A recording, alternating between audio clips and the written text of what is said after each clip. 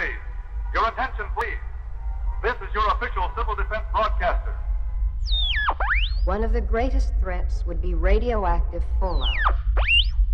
Uranium fever. Where fallout is heaviest, it can even kill those who have not taken proper shelter.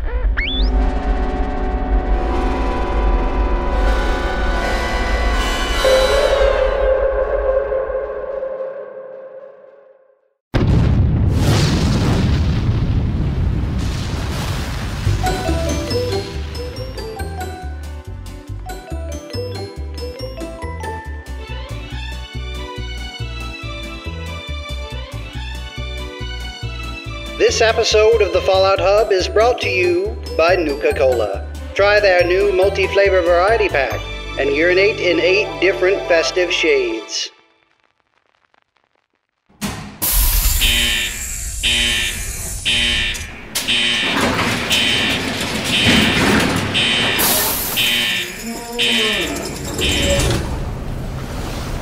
Tom?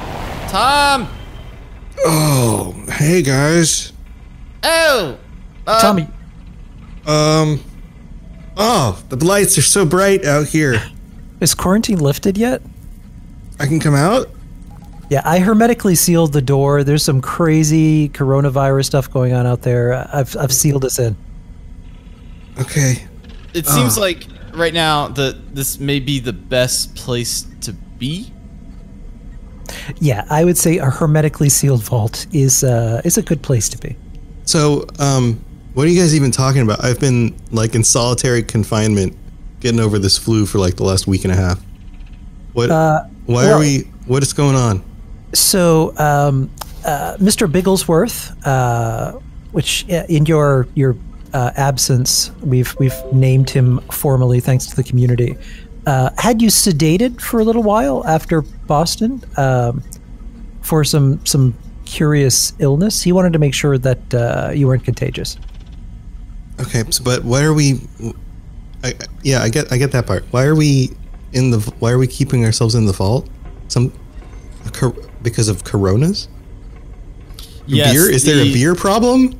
The population has contracted a virus, not the corona beer, but the coronavirus, as it's called COVID-19. Oh, so we're safer in here then. So we shouldn't let anybody in. We should just stay in here for a while. Oh yeah. This is just like, remember 28 Days Later? Huh? Yeah, this is kind of like that, except you woke up, you're not in a hospital, you're in this really sketchy underground place, and Dave and I are here. So okay. But out there, don't open that door. It's kinda, all right, so it's all bad out there, but we're safe in here. Okay. Yep. You know what this kind of confirms to me is that, okay, so Tim Kaine built this vault, right? Uh-huh. Uh-huh. And he's not here, right? Uh-huh. Right. So that means he's built another vault. Oh, he's got a secret second vault? Because he would have to come here. Like, that, if he had the resources, he would come here. Or he's a zombie because you guys just told me zombies are out there. Is there a possibility that he simply abandoned it because, you know, parts of it are collapsing and it's probably not structurally sound? No, he wouldn't. Nah. Also, Mr. Bigglesworth sometimes gives me the hairy eyeball when he waves his arms around. I'm concerned. Eyeball. I'm concerned. He's got those big. I think one of these days his combat inhibitor is gonna kick off, and then we're gonna be in trouble. What if he's spying on us? What if Tim Kaine is using Bigglesworth to spy on us? He's just laughing at all of our antics. I think he's shaking his head at all of our antics. Look at these fools in my vault. Well, hey, while we're stuck in here, why don't we go ahead and record a podcast? What do you think? No. No? All right. I'm going to go play another game of chess with Bigglesworth. Then. Well, on second thought, you know, maybe that's why we should start with that, and then no more. We just stay. Okay. Well, here we'll just. Oh, we were already recording. That's handy. Did you guys not turn off the recording? Do we have just like a week's worth of recording going on here? So here's the thing. I was in charge of the situation, and it was an emergency protocol, and I had to do what was necessary. And that was leave the recording running. Yeah. Dave did a passable job in your absence. Oh, okay. Well, thanks, Dave. All right. Well, now that we're already recording, hey, everybody. Welcome back to the Fallout Hub. I'm your host, Mr. Robots, back from the dead, it seems. And thanks for joining us. And as usual, as you've heard, we've got Ken and Dave, my two cohorts in the acquisition of this vault. Did we just kind of... We're squatters, aren't we? We just kind of squatted on this vault. We're raiders. Especially We're raiders. Yeah. Well, thanks for joining us. And at the beginning of this episode, I just want to say thanks to all of our new listeners.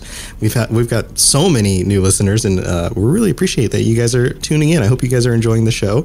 And if you're interested in helping expand the show, please share it with a friend or drop a review on whatever platform you're listening to this on. That's always helpful as well. So thank you to everybody for tuning in.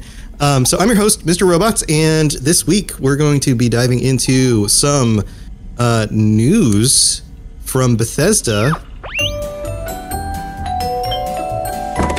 Telegram, news from Bethesda. Good morning, gentlemen. This week we have some fantastic news here from the Charleston Herald.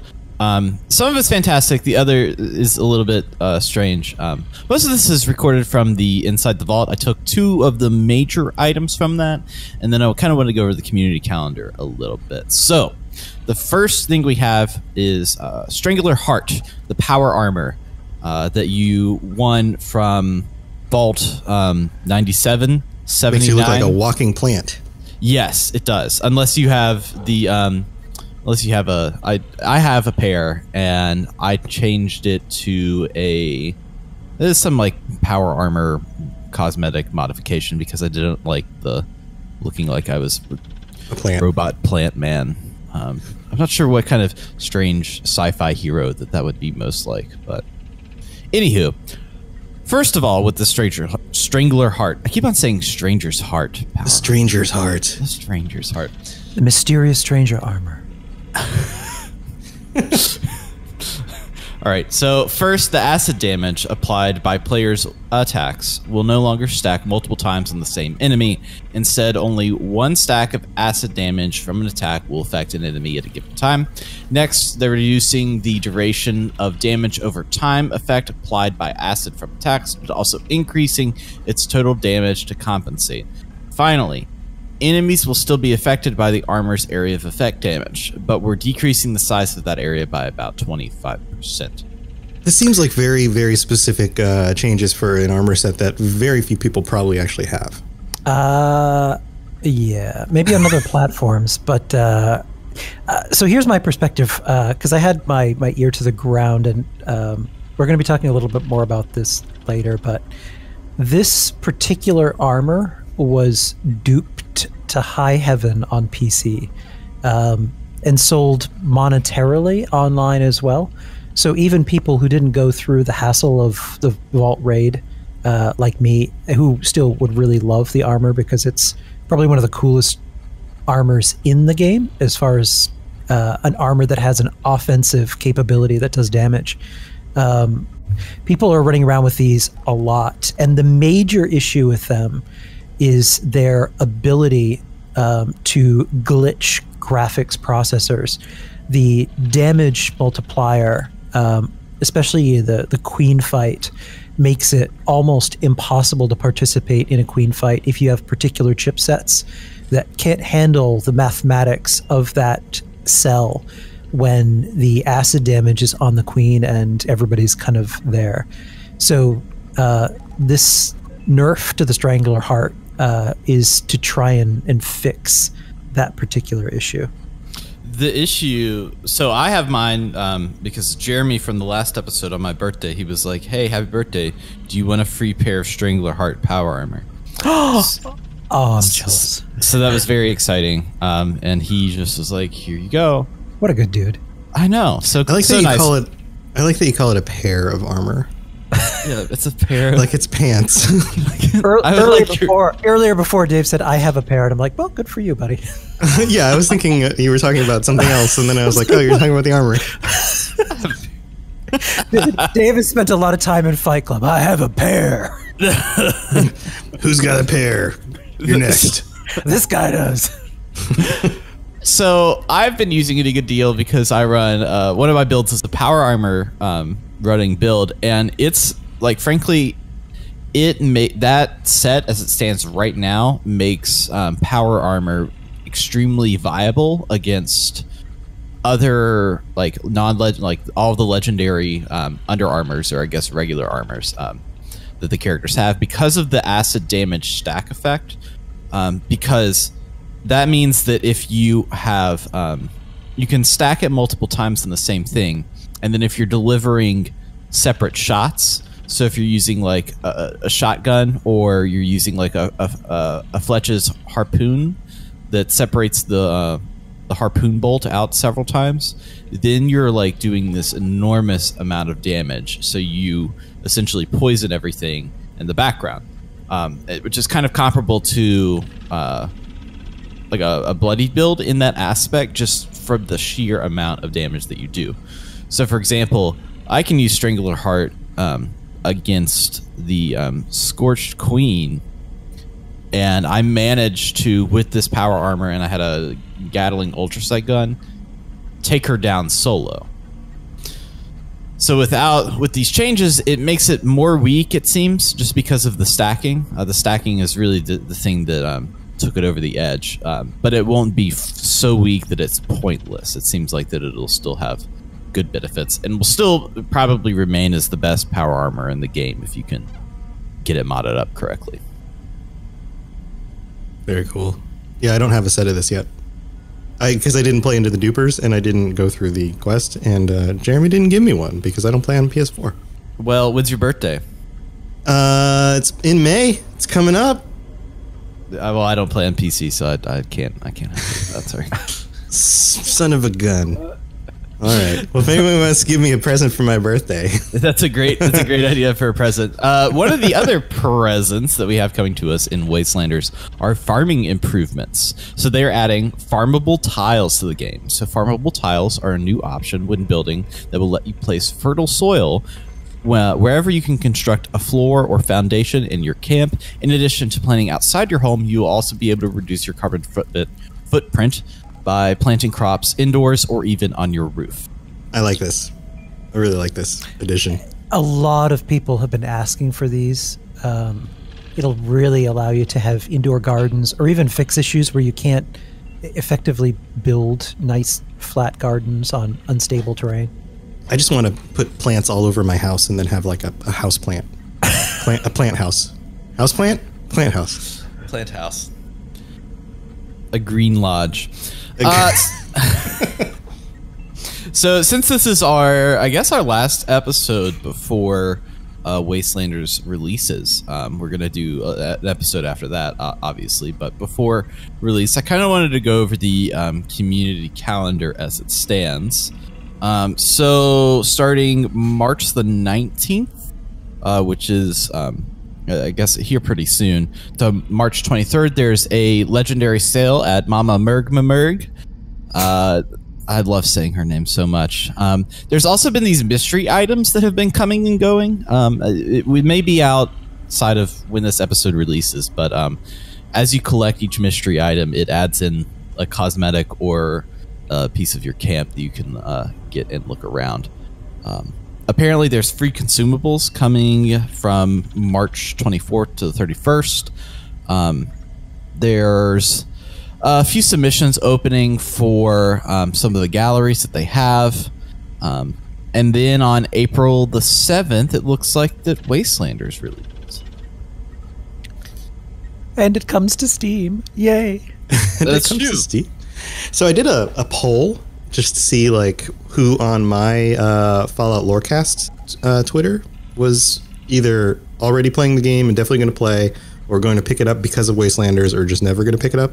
And it was very, very highly skewed. It was something like 90% of them were like, I already own the 76 and I'm definitely going to play Wastelanders. And I was like, well, maybe it's just my audience is skewed towards that. There were only a few people. There was like 3% that were like, yeah, I'm definitely going to buy it now. But it's like, well, okay. Maybe you're not the best audience to have polled for this. Yeah, if you'd have asked that same poll in like one of the regular Fallout Facebook groups that's more skewed towards some of the original games, it'd be interesting to see what the results of that would be. Yeah. And then 95% of the comment feed would be people arguing over if New Vegas was better about Fallout 3. Oh my God, yes. We all know Brotherhood of Steel Tactics is the best one. Oh, God, that's I'm clearly triggered. the best one. Yeah, here's the actual stats. 86% have 76 and will play.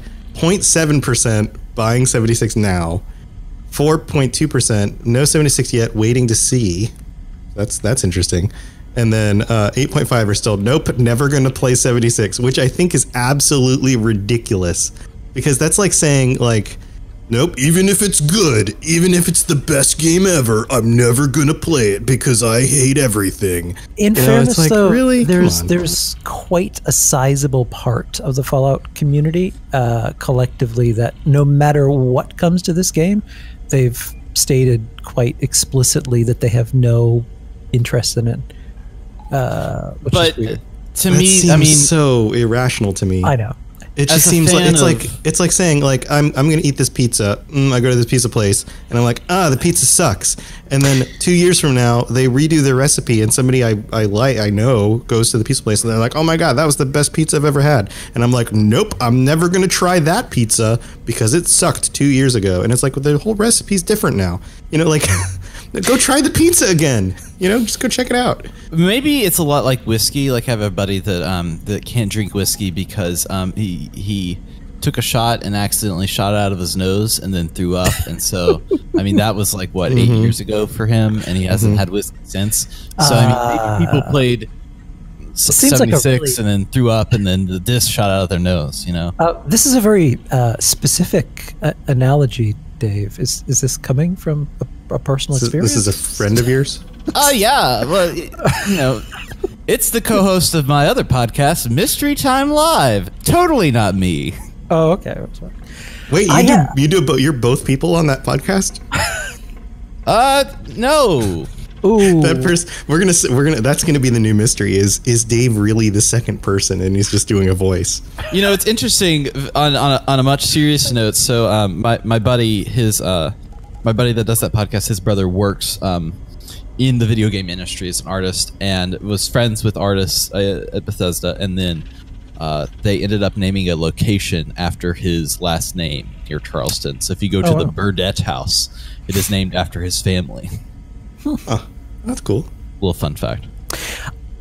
Anybody who is not sure on this game, let me tell you a little bit about what happened last night and the experience that I try to create for our group.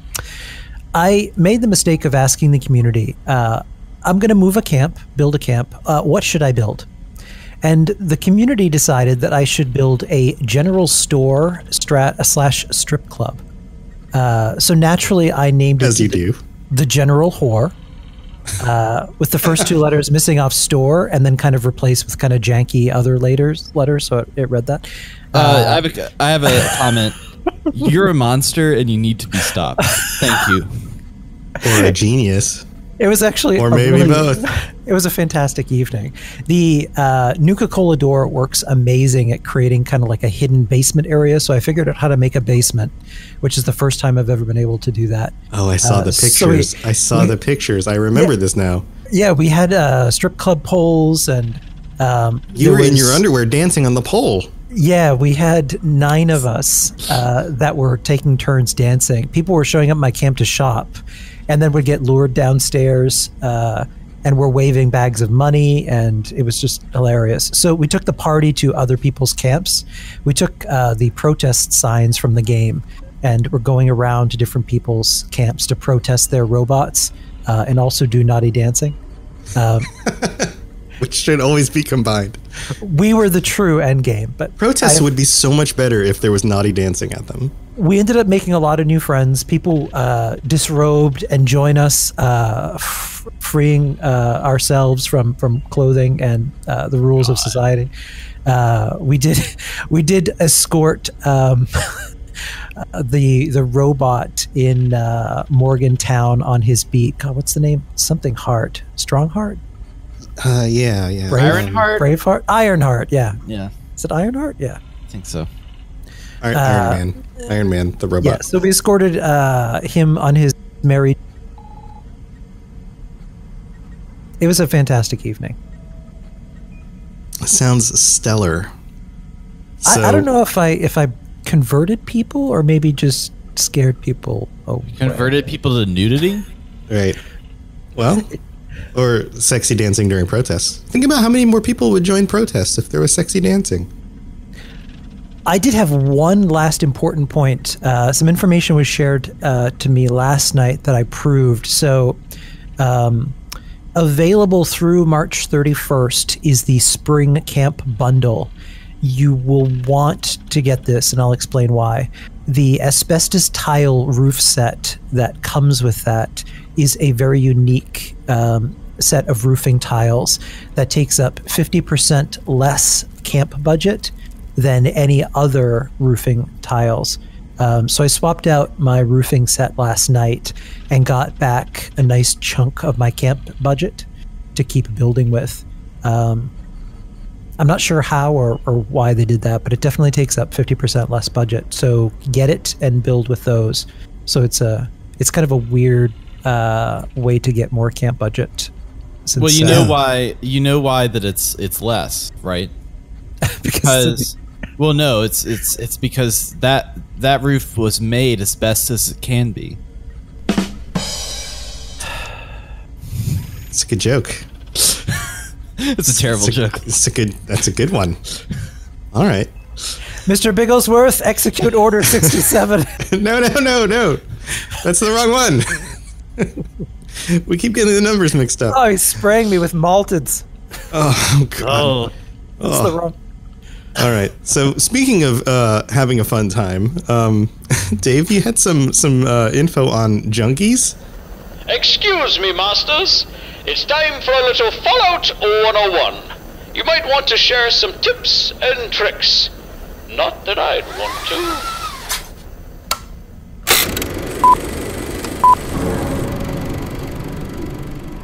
Yes, let's keep the party going. Let's keep the party going here. Okay, so a junkies build. I kind of wanted to hit real quick on this because it's.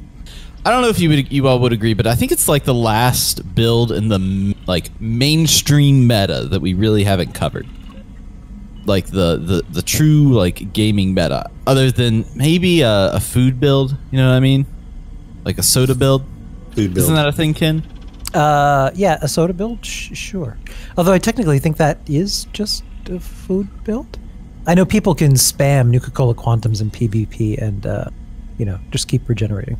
Right, so a Junkies build essentially works if you have the Junkies legendary effect on the weapon. And how you get the Junkies legendary effect is the more withdrawal effects you feel from alcohol, meds, etc., the more addictions you have, the higher damage that the gun puts out. So here's a list of all of the things that you can get addicted to. It's like me reading off all of the terrible substances to put in your body. Except for this one, alcohol, Buff Out, Calmex, Daddy-O, Day Tripper, Fury, Formula P, Med-X, Mentats, Overdrive, Psycho, and X-Cell. So in order to get the full effect, which is 50% more damage on the gun, you need only 5 addictions. After that, the bonuses stop, so you can't get any more bonuses. So you don't get addicted to all the drugs, just get addicted to 5 of them. You don't need all the drugs. That's a little too much. You just need 5 life dependencies. So some of the chems... So some of the chems have families of addictions, like Buff Out, Psycho, and Mentats. So if you get addicted to Buff Out, you'll also be addicted to Buff Tats. Psycho addiction means you're also addicted to Psychotats, etc. The first part of the word in mixed chem indicates the family, so like Buff, Psycho, etc. So if you have all 5, you'll get a 50% damage increase in your character. The perks that are, I guess, useful with this are Chem Friendly, or it's not Chem Friendly, Chem Fiend, which I believe is 100% more of the benefits of taking drugs and then traveling pharmacy, which reduces the weight of medications and chems that you have on your character. Have you all used or played with a junkies build at all? I generally stay away from any, and this works for traditional Fallouts too, any requirement to have to keep using items if I don't have to. Does that make sense? What about guns? You know, guns, you gotta... Gun, other than guns and ammo. But like, you know, the idea that like, in order, because what happens is you get used to being at that point where you are doing your max DPS and you're all buffed out, right? And then you run out of something and then you're like, ah, crap, now I gotta go find more of that thing. And you just have to, you end up playing the, you know, grocery game of keeping things in stock in order to make sure that you're running at optimum. And anytime you're not at optimum, you feel like you're just not doing enough. You're just not there. So I generally avoid that. Don't worry about it so much. You need to take. I think it's my ADD, my like, ah, crap. Now I got to collect more things. You know, you want to. Everybody's doing it. What about you, Ken? Are you a purveyor of drugs? A purveyor of drugs. A purveyor of drugs. There's a better title for that. Okay, this is the other reason that I would never be good at PvP. I have difficulty using the quick use wheel, which most people do. For whatever reason, I can't seem to do it. So in the middle of a fight, like I'll stop, you know, open up my Pip-Boy, be casually scrolling through while something is just mauling me, and then I'll click on one too many things. Like instead of just taking a stim pack, before you know it, I'm taking that, and then some Comex, little Psychos, XL, a couple of yeah. And then the party's on. So, yeah, I just kind of spam stuff recklessly without planning. So, I've been thinking about doing a Junkies build with Wastelanders. So I got some pretty good drops from Mother and I'm going to use some of that Junkies gear and then try and switch to like a Junkies gun build of some kind. That's what I'm doing for my commando stealth person. Is I have a Junkies handmade. It's only a 2-star. I think it's might be like 50% VATS increase or something like that. And I've got that. I'm saving it up. With your quick command, a good tip that I have that has been useful to me, if you're playing on a controller, is you can memorize how many steps it takes you to get to things. So if you press up and then right, that will take you to the first item in your wheel, and so on and so forth. So if you know that stim packs are on, let's say at the 90-degree angle, you can do up and then hit right 4 times and then press X or A or whatever. Then you can select it. So I got good at the muscle memory from Fallout 4, where on consoles or on a controller, you're pressing the D-pad to get to your quick selects. It's just like you may have to do up and then hit right 7 times to get to the thing you want. But if you've layered them correctly, then it just becomes muscle memory whenever you need it. And you can do it fast, and the game will register it. Sounds like a good tip. A little tip. So there are some pros and cons to this build, so I've listed them here. The pro is it has the second highest potential for raw damage dealing next to a bloody build. A bloody build right now is a better build as far as amount of damage output that you're doing. But one of the things, if you are crafting a lot of chems, you get increased benefits and usage of chems. If you don't if you like doing the damage, but you don't like having such low health, this has a much, you can have as much health as you want, unless it affects your, you're going to have some stat situations, because if you don't take the drugs, then you have a little bit of a stat decrease.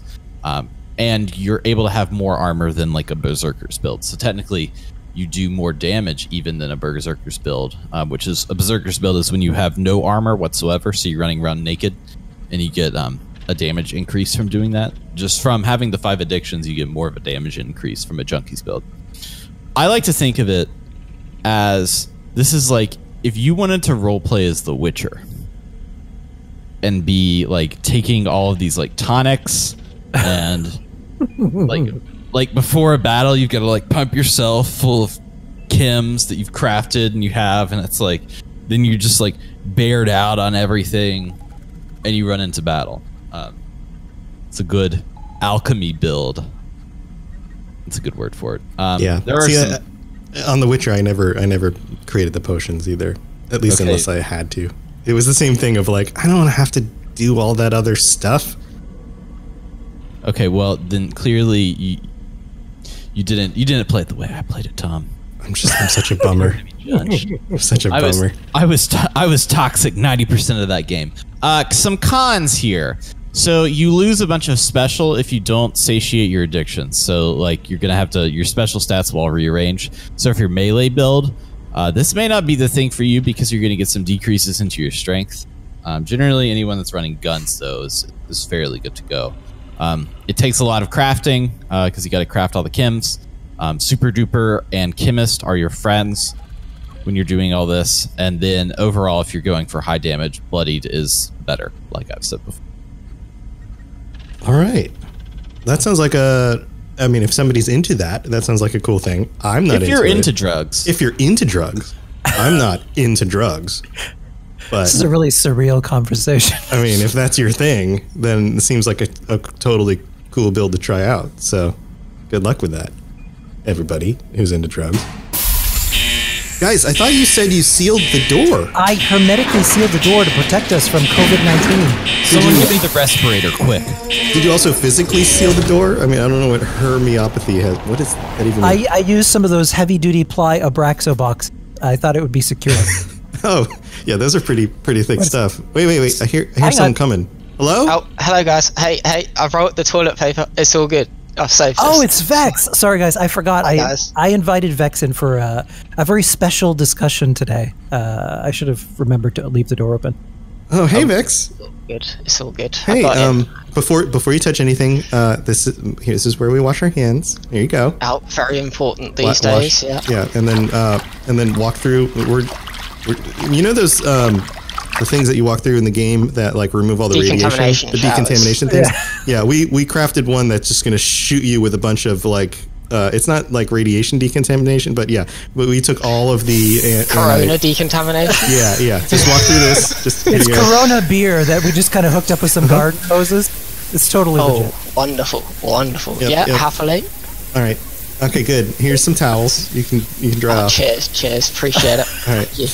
So welcome. This is our underground vault. It's wonderful. It was Tim Kane's, but That sounded sarcastic. Oh, wonderful. Just what I needed. Another vault. Another vault. Another vault. Well, thanks for joining us. Hey, do you mind if we pick your brain a little bit? Since you're kind of... thank you for the toilet paper. Dave, you used the last Dave. Dave likes to make I got a poopy butt. I got a poopy butt, you know? Wow, I was going to talk about the little animals that you make out of the toilet paper. Well, there's a t-shirt in the making. I have a poopy butt. Poopy butt. I was being polite. I was going to bring up the poopy butt problem from the other day, but all right. It's not a problem, it's just a status. It's like the Parks and Rec. I just keep wiping and wiping. It's like a marker. All right. Well, Vex, thank you for joining us. We always kick this off with a 20 questions, but I've decided that I'm revising this to the Robot's Dozen, which is kind of like a Baker's Dozen, which would be 13, but it's not 13, it's 11. But because it's Robot's Dozen, we start counting at 0, so it's actually 12. So okay, I got you. You got it? All right, so these are just quick like one-off questions, and then you just respond with whatever the first thing that is that pops in your brain. Cool? Okay. All right, here we go. Question 0. What? Oh, okay. Question 0. Sorry, let me start over. Question 0. You can eat one food for the rest of your life, but it contains all the nutrients you need. What is it? Probably a roast dinner. All right. Question 1. You're now a dog, but still have a human brain. What do you do when you meet another dog and it tries to sniff your butt? Sniff its butt, I guess. I mean, you know. When in Rome. That is the correct answer. All right. Next question. You can choose one 76 mutation in real life. What do you choose? Speed demon. Speed demon. Oh, that was fast. That's good. Next one. Would you rather have a day be 20 hours long or 28 hours long? 28, because then I could be online more. Ooh, good call. All right. All right. You discover that your parents are synths. What do you do? That's a tough question. Gotta get a little bit real here. gotta get real. Get into the real ones. I mean, as long as they're not doing any harm, let them live, you know? They've been fairly peaceful, carrying on with their lives. All right. Do you tell them that you know that they're synths? Or do you just like... No, I just carry on as normal. You just let them believe that you think they're real? As long as all's good, you know? Carry on. They might think they're real. You never know. Yeah, I think that's their problem. All right. Next one. If 1 is male and 2 is female, what's 5? Like, I have no idea. Apache attack helicopter. Multicolored rectangle, I guess. That's probably the best answer ever to that question. From henceforth, I identify only as a multicolored rectangle. Yeah, I mean, yeah. Very nice. All right, next one. Have you ever been to a no pants party? I haven't. No, not in recent history, anyway. I was about to say, when I was 2, it was no pants party every day. Exactly. All I the mean, time. you know. All right, next one. Ding, ding, ding. You won the grand prize. You get to punch someone in the face with no repercussions. Who do you punch? Donald Trump. That one ran through my mind too. That was almost as fast as Speed Demon. Speed Demon. Yeah, it wasn't far off, was it? All right. What tastes better, raw Mirelurk or raw Gulper? Probably Mirelurk. They got a bit more meat to them. Okay. Like a gamey crab. We're up to number 9. Who has the best hair? Who has the best hair? I don't know. Probably me, but you know. Good one. Excellent. Good one. That's the right answer. A little bit egotistical, but I don't know. All right. Number 10. We're getting close here. 2 left. Yeah. You are now a god. What do you demand your worshippers to chant to you? That's good. I have Has to be something about your hair. Yeah, apparently praise the almighty hair would work. You're the god of hair. Vex some hair. If there's 2 things I want people to take away is that I have a poopy butt and Vex has great hair. Hey, yeah. It is what it is. It's the title of this episode. Do not bring the 2 together. Yeah, do not mix. All right, final question. And this is, I'm going to preface this. The question is, would you eat the strawberry? The description is, you meet the absolute perfect person you've ever met. And then the night before your wedding, they tell you that they poop strawberries and they need you to eat the strawberries in order to keep them alive. And that they are biologically no different than any other strawberries you would ever get from nature. Where the hell do these questions come from? Do you eat the strawberry? If it's not biologically different from nature, then I don't see why not. I mean, just because it's coming out of someone's ass doesn't stop it being a strawberry. Right. Well, there you go. It's the same as any other strawberry. All right. Yeah. All right. Well, congratulations. You passed the goat. And that was... Here, I'm putting the number. I'm putting the it's doing the little computing thing. Okay, let's see. You are perfectly suited as a dolphin artist. A dolphin artist. Mm-hmm. That's one of the lesser-known Vaultec certifications. Dolphin artist. Yeah. I'll take it, I guess. Yeah. Well, Someone would call you a porpy painter. A porpy painter.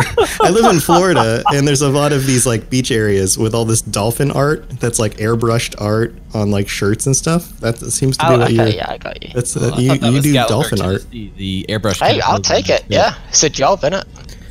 Congratulations. We'll probably see a lot of that in Fallout Miami. Yeah. That would be great. All right, so Ken's got some other questions to talk about that are more related to actual Fallout and stuff. Yeah. Yeah, this, just to introduce, I invited Vex here today because there's been a lot of changes coming to PvP. that I wanted to talk about, partly because the community has been talking about it for quite a while now. And more recently, in an article, Pete Hines had commented that they were surprised, percentage-wise, how much of the community wasn't really interested in PvP based on numbers that they've seen. And I think we all have some opinions on that, which is why I wanted to talk about the state of PvP. Just to introduce Vex a little bit, we actually met, it'll be a year ago next week. Yeah, a year ago next week, that through a mutual friend, the previous group that I had, the Appalachia Trading Company that we started, we had a group that was formed in that company to kind of protect us from griefers back in the day. A lot of the griefers whose names I still won't mention to give them any sort of credit at all, but that we had kind of like a caravan guard that would protect our players from those kind of people. And Vex had joined in with our group at that point. It was way back in the early days of the game when you could still obliterate bases. And for snowflakes like me who just wanted to get my thing down, having a caravan guard was very beneficial. But I'll let Vex introduce himself a little bit and talk about how he got into Fallout. Yeah, so I actually didn't start playing Fallout until Fallout 4. And as soon as I started playing that, I was like, I adore this game. Like, I played vanilla completely unmodded, unlike most people, and just, like, farmed the perfect 1-star legendary that I guess you could get from that game, and like built up my build and just built a camp and all the rest of it, and really enjoyed it. I think I have like over 1,000 hours in the game now. Jeez. So yeah, I spent quite a while on that game. And then I heard 76 was coming out, and I was like, oh great, more of the same, because the engine looked similar, and and I enjoyed the PvE in Fallout 4, so I thought, yeah, this is great. It's only like, what, 2 years after the release of Fallout 4, so that was awesome. And then I backtracked a bit before the release and played New Vegas for a while, and that was good fun. Oh, I did the same, yeah. Yeah, and I adored the Fallout New Vegas DLCs. They are stunning.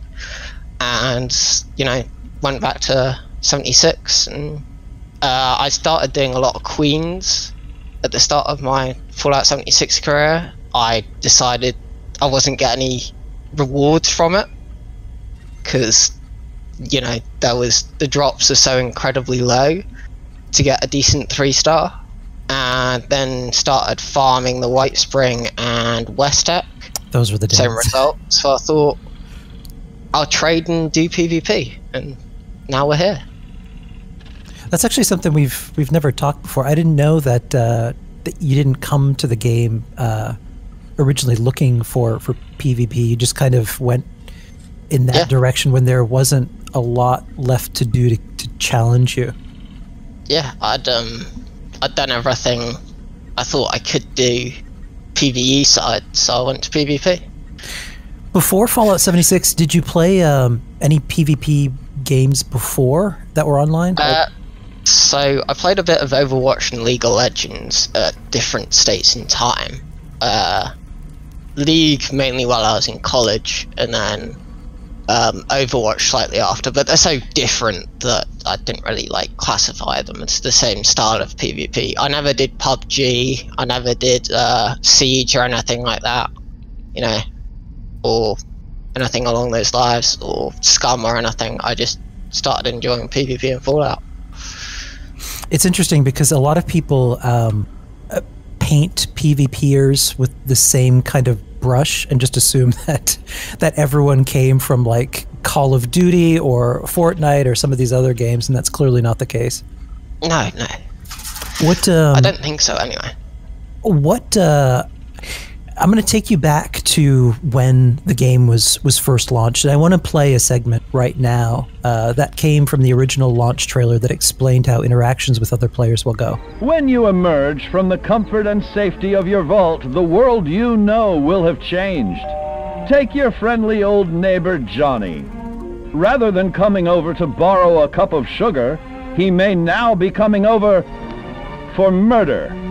Worse still, he may not be alone. In this instance, your current defensive implement will not be enough to do the job. The time has come to seek out greater means of protection. Nuclear armaments. With the power of the atom at your fingertips, be responsible and consider your target carefully. Will your bomb land on a rival camp of degenerates? A random stranger? The local wildlife? The choice is yours. So in that clip, it talked a little bit at launch about how initially interactions with other players could go one of two ways. Either it would be a friendly interaction where you had the ability to make a friend or, possibly trade gear, or, they could be coming over for murder. What was your understanding based on PvP, based on how Bethesda originally kind of promised the experience?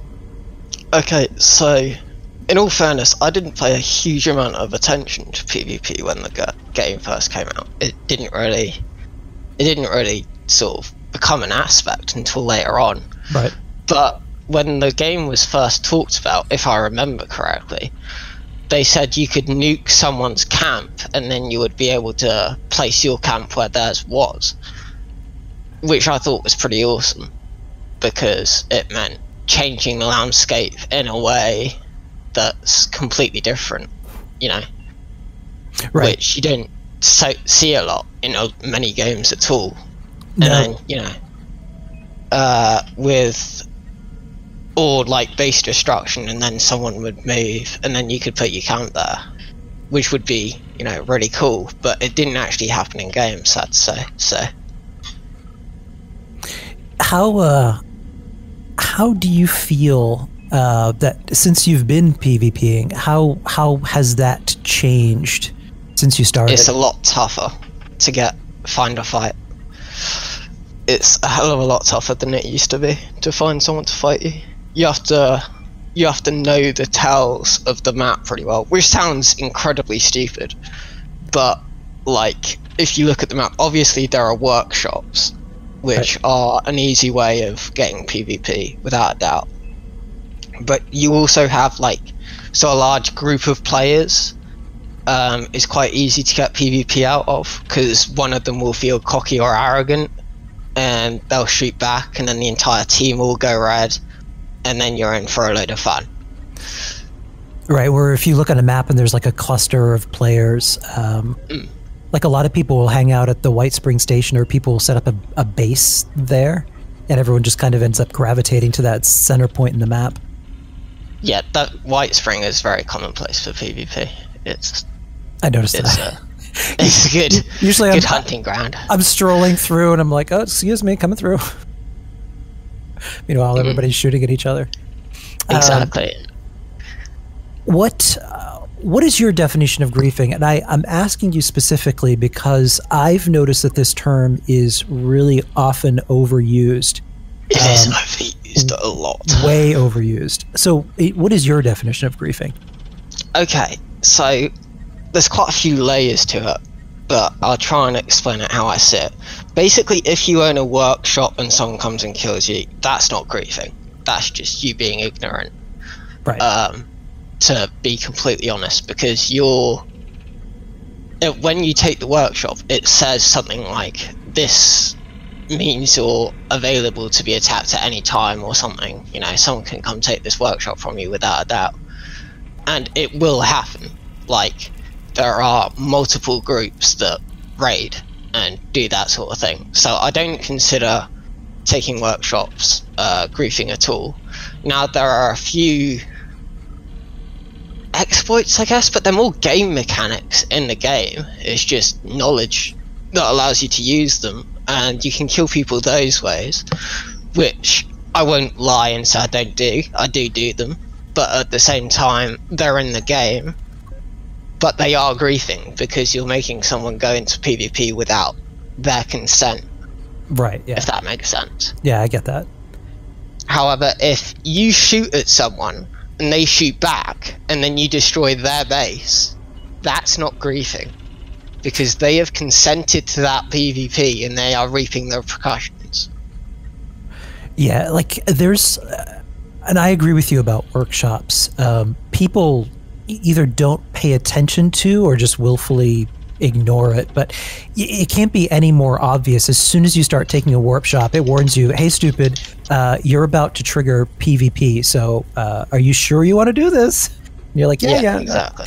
I also found that even in the early days and even now, you can earn so much more junk just by scavving than setting up stuff in a workshop. The rate at which you can collect materials just out in the world without doing a workshop is so much better than trying to take a workshop, unless you want to open yourself up to that. Yeah, early days, it was like insane the amount of scrap that you could get.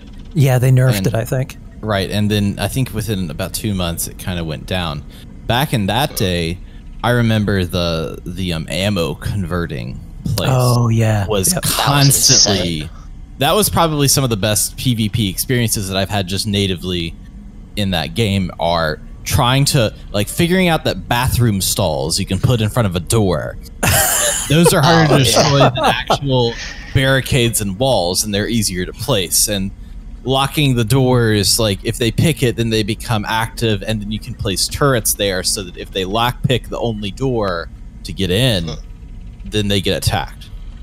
Yeah, well, I mean, annoyingly, the problem with locking your place up in a workshop is if the PvPer knows what they're doing, they will attack the workshop first, then just destroy the doors which you've locked, which I do all the time, because it's an easy way around. You know, saves time, and it means you don't get wanted while keeping the opponent / target in the area. Right. So, you know, which doesn't give them much space to move.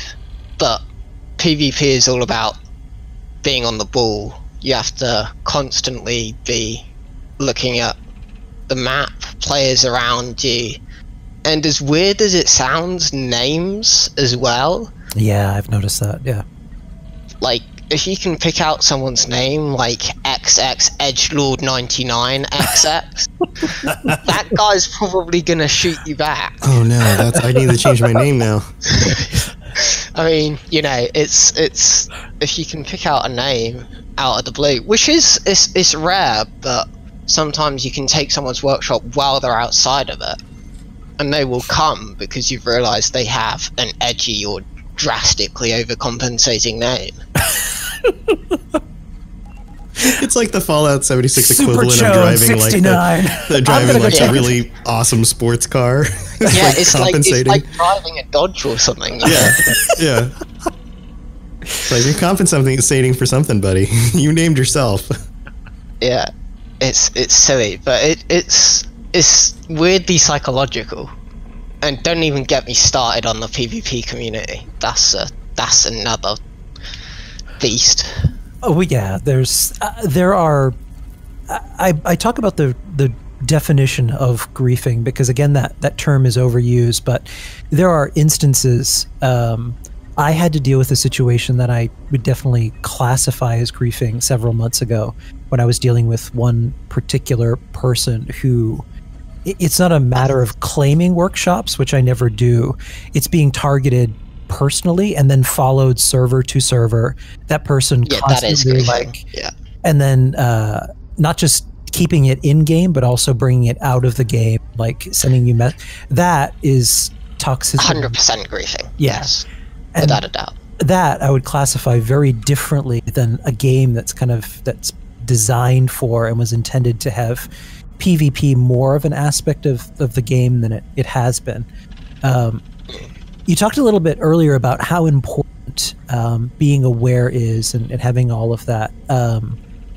Between, I think Dave probably does PvP more than even Tom or I ever do, but as someone like me or Tom who's maybe more into PvE than PvP, it seems kind of difficult to get into without just being turned into a green smear on the ground. So if we were starting or anybody wanted to take PvP seriously, how would you start them?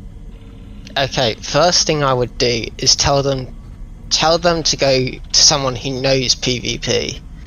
I mean, that would be the best case scenario. Ask them, or tell them the sort of build you enjoy, because enjoyment is the most important part of the game, above anything else, as far as I'm concerned. It's all about enjoying yourself. So, say, hey look, I enjoy this build, but I want to move it towards a PvP aspect. Can you help me out? Then, I mean, some perk cards are just required for PvP. There's no movement in that point, but a lot of them are variable. So you go with perk cards, then you get your armor sorted out, and last but not least is weapons, because weapons are a dime a dozen, especially on the PC market at the moment. So. Oh yeah, at this point, I mean, everything's been duped to high heaven, so you can get pretty much anything for real money. Exactly. So I wouldn't spend real money at all. I personally never have on this game, but like, I'd make sure you enjoy what you're doing before you spend any money, like, because you don't want to buy all this cool shit and then you not enjoy it, you know? I've actually seen that happen to a few people now that I think about it. I have to, yeah. Or just, yeah. Because perk cards that you mentioned, it's interesting you said weapons last. What do you think are the most important perk cards to really have for PvP beyond just kind of one skater towards specific builds? Okay, I'm gonna have to log into the game to actually check what I'm running. So give me 2 seconds. We are getting super meta. Yeah, we are getting a bit meta, because there are some that are like 100% required and others that are less so. I mean, it's very opinion based, because people run completely different things. Like, at the moment we're doing, the current meta is Junkies and Bloodied. That is the 2 standalone strongest builds, because you only do 110 damage a hit in PvP, and most people don't have above like 350 health or so, you know. Yeah, going into this, because there's a lot that I don't know about PvP, I was curious to see how other people in the community felt about the current state of it. And I put questions out there on Reddit and social media and Twitter, and got back almost 700 really well thought out responses, which was just kind of insane. So people are interested. That shows that people are interested. I really think it is, and towards the end I can talk a little bit about some of their thoughts that you'd probably agree with. But talking about damage cap, that specifically is one of the things that was like number 3 on the list of the most commonalities of things that people were complaining about, was the damage cap decreasing to, I think, 110 it's at now. Yeah, 110 a shot, yeah. Which in one fell swoop kind of screwed up a lot of people's builds and made them kind of useless. So that kind of broke PvP. And then survival mode, I think the damage cap was 190, I think it was. For a time, yeah, I think so. So all of those kind of changes ended up kind of messing up the PvP experience. Yeah, survival was without the damage cap, and when you got double caps for killing someone and all their aid, if I remember correctly, and all their junk as well. That's what I enjoyed it the most, I know, was when they had that survival. People about that over the past few weeks. That is when everybody enjoyed it about the most. Like, without a doubt.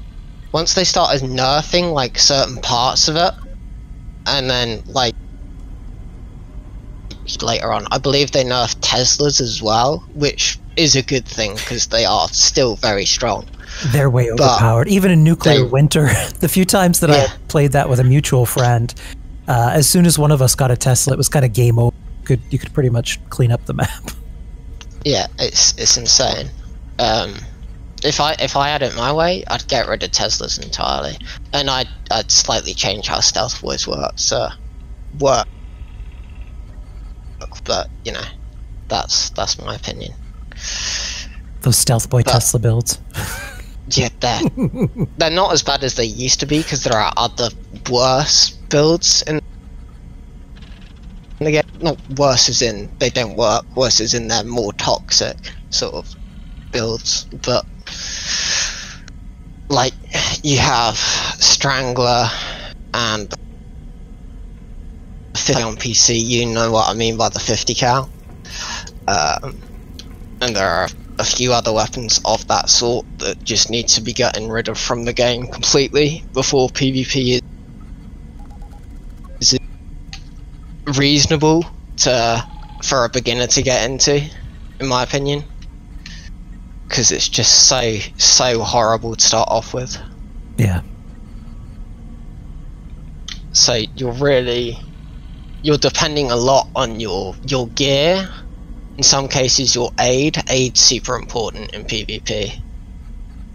And yeah. Speaking of aid, what the hell is a food build? Oh yeah, okay. So first of all, a food build is a target. The easiest, because they will normally wear excavator, or maybe XO1 with like a few mods, but normally excavator. They'll carry around like a hammer or a skating swing speed +1 strength, something like that. To basically go around kill ghouls in Whitespring. Now they'll normally have the perk cards of like I don't know, all the carry weight perks, so like the junk weight reduction, aid weight, weapon weight, so on and so forth. It goes on and on. Insane. And they're getting no actual damage from it, which means that they're not optimizing themselves at all. They're just going around lightly whack, basically. So, you know, not the most useful member of the team, in my opinion. No. I'm looking up, you mentioned Stealth Boys and Tesla rifles, like a build built around that, and I'm like inundated now with information, and I found that there's a change.org petition to change Stealth Boys in Fallout 76 PvP. 10 people have signed it. We should put the link out there. Wow. Yeah, we should. Could you imagine? That's at change.org. I'll be damned. Okay, so you mentioned perk cards earlier that I think are completely current PvP. Adamantium Skeleton and Fireproof are 100% necessary, and Endurance. Maxed out, that is. Lone Wanderer.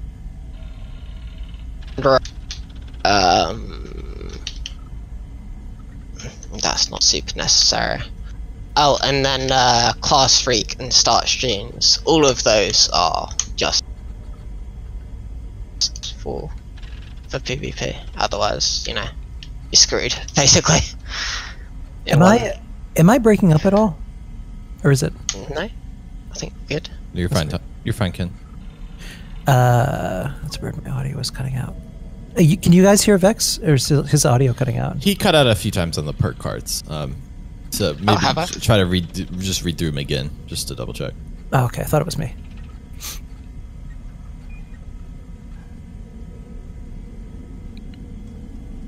Did we lose you? Hello? Hello? Oh, there we go. Yeah. Oh, you'd cut out there. That's what it was. Could you read through the perk cards again? Because you'd got cut off there. Yeah, so, I was saying that, Adamantium Skeleton are super important, as well as and Starch Jeans. And then the rest entirely depends on your build. So, what for gear? Well, I imagine it's pretty dependent on build. But right now, as far as the current meta goes, what are the most common gear items that people should come equipped with for armor? You want heavy leather, as much heavy leather as you can get your hands on. Heavy leather, really? Yeah, heavy leather above all else. Preferably Assassin AP Refresh Sentinel heavy leather, so that you'll take less damage from enemies. Dodgy will refresh bar will be like a secondary health bar to you almost. But if you're a rifleman build, it'll also mean that you can stay in VATS for longer. And then Sentinel is fairly obvious, although you don't want to be standing around doing nothing, because you'll get VATS'd in the head and die if you're just standing there. How has people who don't really understand the difference between Cavalier and Sentinel, as far as God tier gear, people try and gravitate towards those. What's kind of the key difference between the two? Okay, so we were talking about original gameplay earlier on, like survival. Original Sentinel used to work where if you had a full set and you were just standing still, you would take no damage, none at all, not even a tiny bit, unless someone VATS critted you in the way to get through the Sentinel buff, I guess. And then Cavalier is the same, but running. So a lot of melee builds would use it, punch them or smash them with your hammer, and they'd fall down because unarmed used to be really strong a while back. But that was the idea of original Sentinel and Cavaliers. It should be pretty much invulnerable. Now, 5% chance. It's kind of similar, but it's less likely to work out. I definitely wouldn't suggest standing around in PvP, because you will get killed. Oh yeah. What about mutations? What are some of the mutations that you think are super beneficial? Marsupial obviously being a good one to keep bouncing around. Marsupial's good. You want to get grounded and scaly skin, because hold on, let me just check. Yeah, you get energy resist again, and mixed with the leather gear is really important at the moment against a lot of PvPers, because they will whip out their legacy laser rifle,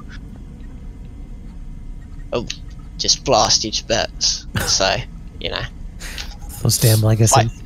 Yeah, exactly. And it's so common these days. Like, everyone has a legacy weapon. Yeah. Especially a PC, they're kind of everywhere. They really are. It's despicable, but it is what it is. What particular build are you running? I'm Junkie's Auto Stim, which is like so I've got like a little bit of Sentinel, a little bit of Cav, so that I can mix it up a bit. I use the Cav more than the Sentinel. Do you vary that sometimes depending on if you know you're going up against another PvPer? Do you oftentimes try and figure out what build they have before going into battle, or is it just kind of a think on your feet kind of thing? Well, you tend to get a setup where your gear doesn't really change, because, like I said, finding to get these days. I mean, admittedly, there is, you know, buying stuff online, and if you know dupers, you might have a chance of getting them. But even then, they're a dime a dozen. You know, sorry, not a dime a dozen. They're quite by any means. I mean, you'd be have better luck with a heavy combat set or something like that. Yep. Which is more like a general set, which I think with these sort of PvP conditions, but I think leather is definitely best. But you don't want to try and change out your actual gear often. You want to have like a set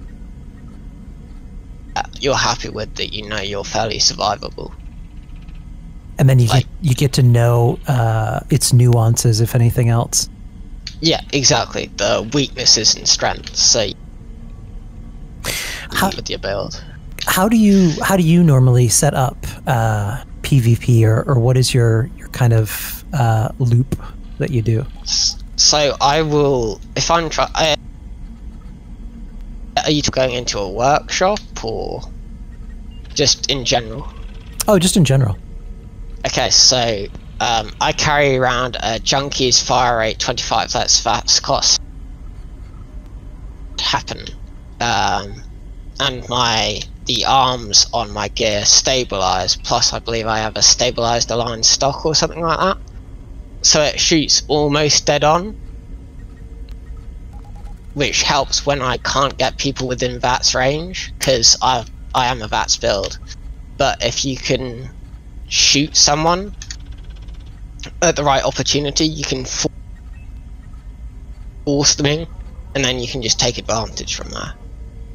And then on top of that, I'll carry a quad fire rate Tesla with reload, because the weakest point of a Tesla is the giving the opponent an opportunity to fire at you. What a lot of people with Tesla specifically say, don't shoot at the person, shoot at the ground. What is that about? Okay, so because they arc, they arc to players, so, or to anything for that matter, as long as it's it will arc automatically, so there's no point in shooting at them, because it may not hit. If you shoot at the floor, then it will definitely hit them, and you're guaranteeing a kill. It's like the blast radius around like a rocket launcher, except it automatically arcs, so you know you're going to hit something if you aim at the ground. Yeah, 100%. It's a horrible build, but you need one to counter some. You're screwed. It's a backup, and then I've got a few different legacy lasers as well. Like, the meta's changed quite a bit in the beginning. What are some weapons that were really good that just aren't anymore? The TSE combat shotgun stands out a mile above anything else. That was my first build, and that character's useless now. It runs the Fight Club because I can't do anything else with it. I mourn that gun every day. Every day I think about it. I mourn it as well, man. I miss that gun so much. I mean, it was fun, and for the most part, because I was useless with it. I would end up blowing up myself most of the time. If something got too close at me, it was game over. Yep, I did exactly the same as well. I remember running through the early, not soon after release, and you get out your combat shotgun and you shoot your way through a silo, and then you come across a corner, you'd shoot yourself again, and then you'd have to start the whole silo again because you just killed yourself, not the enemies. Yeah, that was me 100 times over. Yeah, I did it a whole bunch as well. I missed that gun at its peak, like back when the Queen had different stats. I don't remember what they were, but you would be able to like 3 or 4 shot the Queen without any difficulties, and you know. Yeah, there was somebody in our group in the early days that had some kind of way overpowered Queen melee build, and we would all tag it, and he would kill her with like 1 hit, and he wasn't a hacker or anything. I don't know what build that was, but before they changed her stats, he could just decimate her. I think it's just the way the Queen was back then. She was really, really weak, to be honest. Yeah. And it's always been strong, and it still is strong. It's just it's not fit for PvP at the moment. What are some of the meta games that PvPers play against each other? You're cutting out a little bit. I can't quite hear you. Oh, what are some of the meta games that PvPers play with each other?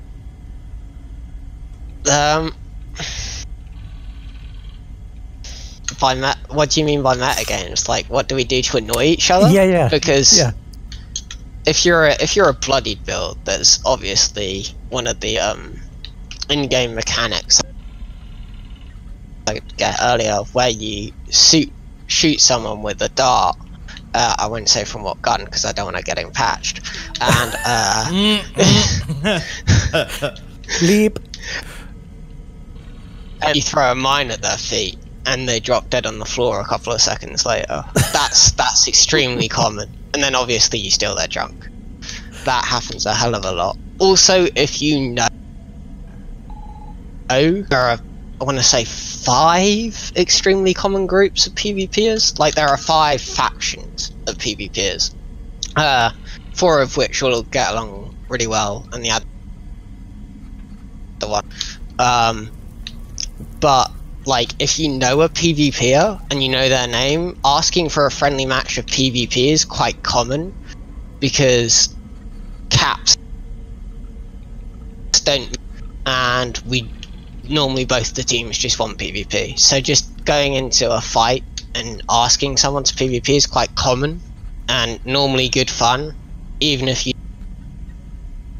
know on them, it's still good fun, because you can counter it, and it's difficult. So I'm looking over the kind of the idea I had, and I think this is maybe like almost a year ago now, was that's when bloody builds, I guess, started to become a thing right after the TSEs got their nerf. Is Gamma Gun still a good thing to have if you're coming into PvP, or bloody players? I died against a Gamma Gun 2 days ago, but I wasn't expecting a Gamma Gun from him, so I feel like that's the thing about it. It's like the Spanish Inquisition. These days, like really, really unusual. But I mean, if you have a Gamma Gun and someone's body, then yeah, that's a great way to counter him. That a normal standard Gamma Gun will give you a huge defense. It's just that by itself. I mean, the rounds are a pain to get, right? But you know, other than that, go for it. Yeah, because we were thinking, we were like, okay, so this is useless, really, for most enemies, because super mutants, I mean, don't really hurt it, or are hurt by it, and ghouls are healed by it. Yeah. And so and then we thought, well, if they ever add like monster taming, and we had like an army of ghouls, you could just be like a necromancer. Just release the Kraken. Yeah, exactly. Shooting gamma rays into ghouls, and that would be awesome. I'd love that. Trap bases or no? What was that, sorry? Trap bases or no? 100% yes. If you're stupid enough for a trap base, then you deserve to die by one. it's like evolutionary. Don't care. Yeah, I don't care what level you are. You know, you've got the same brain as the next person. Just be clever. See what could be contained inside, and then go in at your own risk. But yeah, they're getting more and more common these days, thankfully, because it's. I mean, bases. We've done some jokes about some, but some of them are really obvious, like just having a lot of confetti on the floor to mask the fact that there's no floor and just a pit lined with punji boards is a pretty easy one. Yeah. I've fallen into a few and been preyed to a few, and I never get upset about them. A lot of people complain about them because I have to, and usually I'll talk to the person afterward, because the engineering skill designed to make really good ones is kind of it's awe-inspiring how they've constructed it. Yeah, I mean, a couple of them have trap bases. I won't say names because I want them to carry on being able to use their trap bases. Yeah. But they're really good. One of them, so he's got all his like selling things set up around the base of the camp, and as you wander around, like as you're trying to get out, you just hit the floor dead, and it's awesome. it really is, like, it's an experience, and I think it's great. And you're like, what just happened? Yeah, I mean, like I said, is everyone knows trap bases are a part of this world. And I think they should stay. I 100% think they should stay, because they make the player more aware, and, you know, you're not just going, oh, okay, what's going on in this camp? Why is it slightly hidden away? Why is there a bit too many layers? You know, it makes you think. It also gets you, I mean, this is really a post-apocalyptic simulator. So strolling around with 300 pounds of junk and wandering into... I don't care who tells me. Just wandering into someone's house, you know, you're taking a risk. Yeah, 100%. I don't think it's a good idea to be carrying around any junk, never mind 300 pounds. I mean, 2 days ago, wait, no, maybe a little bit longer than that. Let's say 4 days ago, I got 400 pounds off of some guy. Oh my God. Because he just decided to shoot back, and it was lead, steel, you know. You're like, thank you. Yeah, a couple of ballistic fiber. Was his gamer tag Costco? Sadly, no, but it would have fitted very, very well. He kept me going for a little while longer. Did you find any toilet paper on him? Sadly not, but I'm keeping an eye out for that, like, all the time these days. So now we're getting into a serious topic of where PvP is now. So survival mode was shut down, which almost universally everyone that responded agreed should not have been done. And at some point should have been brought back. And even the reasoning of why that was done may be a little convoluted. What would you do if you could wave a magic wand, and Bethesda was listening right now, and you could fix PvP in this to fix it so it's properly challenging and fun again? What would you do? Okay, first of all, get rid of all the hacked shit that's on PC. Just get rid of it all. 100%. It doesn't matter. Yeah, just get rid of all that. It's not needed. PvP's hard enough for that as is without that stuff. Second of all, Wastelanders is coming out around the corner, right? You would include whatever awards from Wastelanders. Like, I think there's a special kind of coin or something that you can get at some point. And you can pick factions as well. So, say you pick a faction, and then you kill someone from the enemy faction, you get a small amount of coins, like endgame coins for killing that person. And, you know, because there are different factions, you can do that. And then you could actually have clan, or, well, kind of clan wars on top of that as well. But what I would also suggest is if they took some ideas from WoW, as strange as it sounds, because I played WoW before this game, for a couple of years, and they made guilds, like in-game guilds. There are a lot of Discord guilds, but if you had a way of making like a small sanctuary for your guild members, like an expanded base, basically, and then you made those destructible, like completely, whether you were in PvP or not, and then people just went to town on one another, like groups of, like, the server size is 24 at the moment, so like 12v12 server side wars would be amazing. Yeah, I think even I would enjoy something like that, because it... Oh yeah.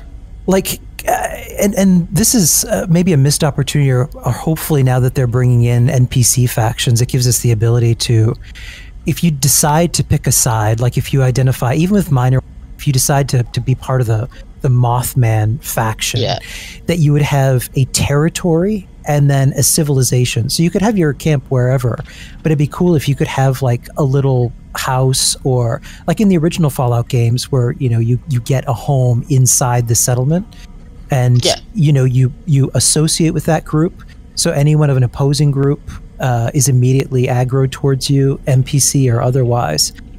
You have to defend the settlement if, you know, there are waves of another faction like attacking, trying to destroy the village. I think that would be absolutely amazing, and it would make the NPC factions have meaning, and your choices in terms of who you align with have meaning. Kind of a cool way. Yeah, I think you could bring a lot. Like, what you suggested is a brilliant way of doing it. In fact, I can think of a few ways they could do it that, like, would work within the engine. But you'd have to make the rewards half decent as well. Because as fun as killing players is, you also need a reward system. So, like I said, the coins would be one way, or, you know, I mean, 50 caps for killing a level 400 is a bit poor in my opinion. Yeah, but, you know, back when it used to be you killed the player from their level, I thought that still holds today. That would work. It would make PvP rough, and less people, I mean, more people would do it because there's more of a reward, and you'd say, oh look, I'm level 50, 60, this player's level 348 or whatever. That's, you know, a ton of caps for free if I can kill them. Yeah, like in the early days, I remember you'd see wanted people on the map. It wouldn't be 5, 10, or 15 caps. It would be a ridiculous amount of, like, a cap bounty on them. And then everyone would go after it. Like, I remember there was even an article, I can't remember the name. If I can find it, I'll link it. But wasn't there a group on Xbox or PlayStation called, I forget the name. This one character, this one guy set up, like, he had a ridiculously high bounty and became kind of an endgame boss and was challenging people to come find him, which I thought was kind of an amazing way of the game evolving. So you're not just going after the queen, you have this, like, mega PvP god to try and challenge yourself against. It's kind of a cool thing. Yeah, I mean, that was back when Cavalier and Sentinel worked properly, which is why I was able to get away with what he did. But nowadays it's a lot harder to do that sort of thing.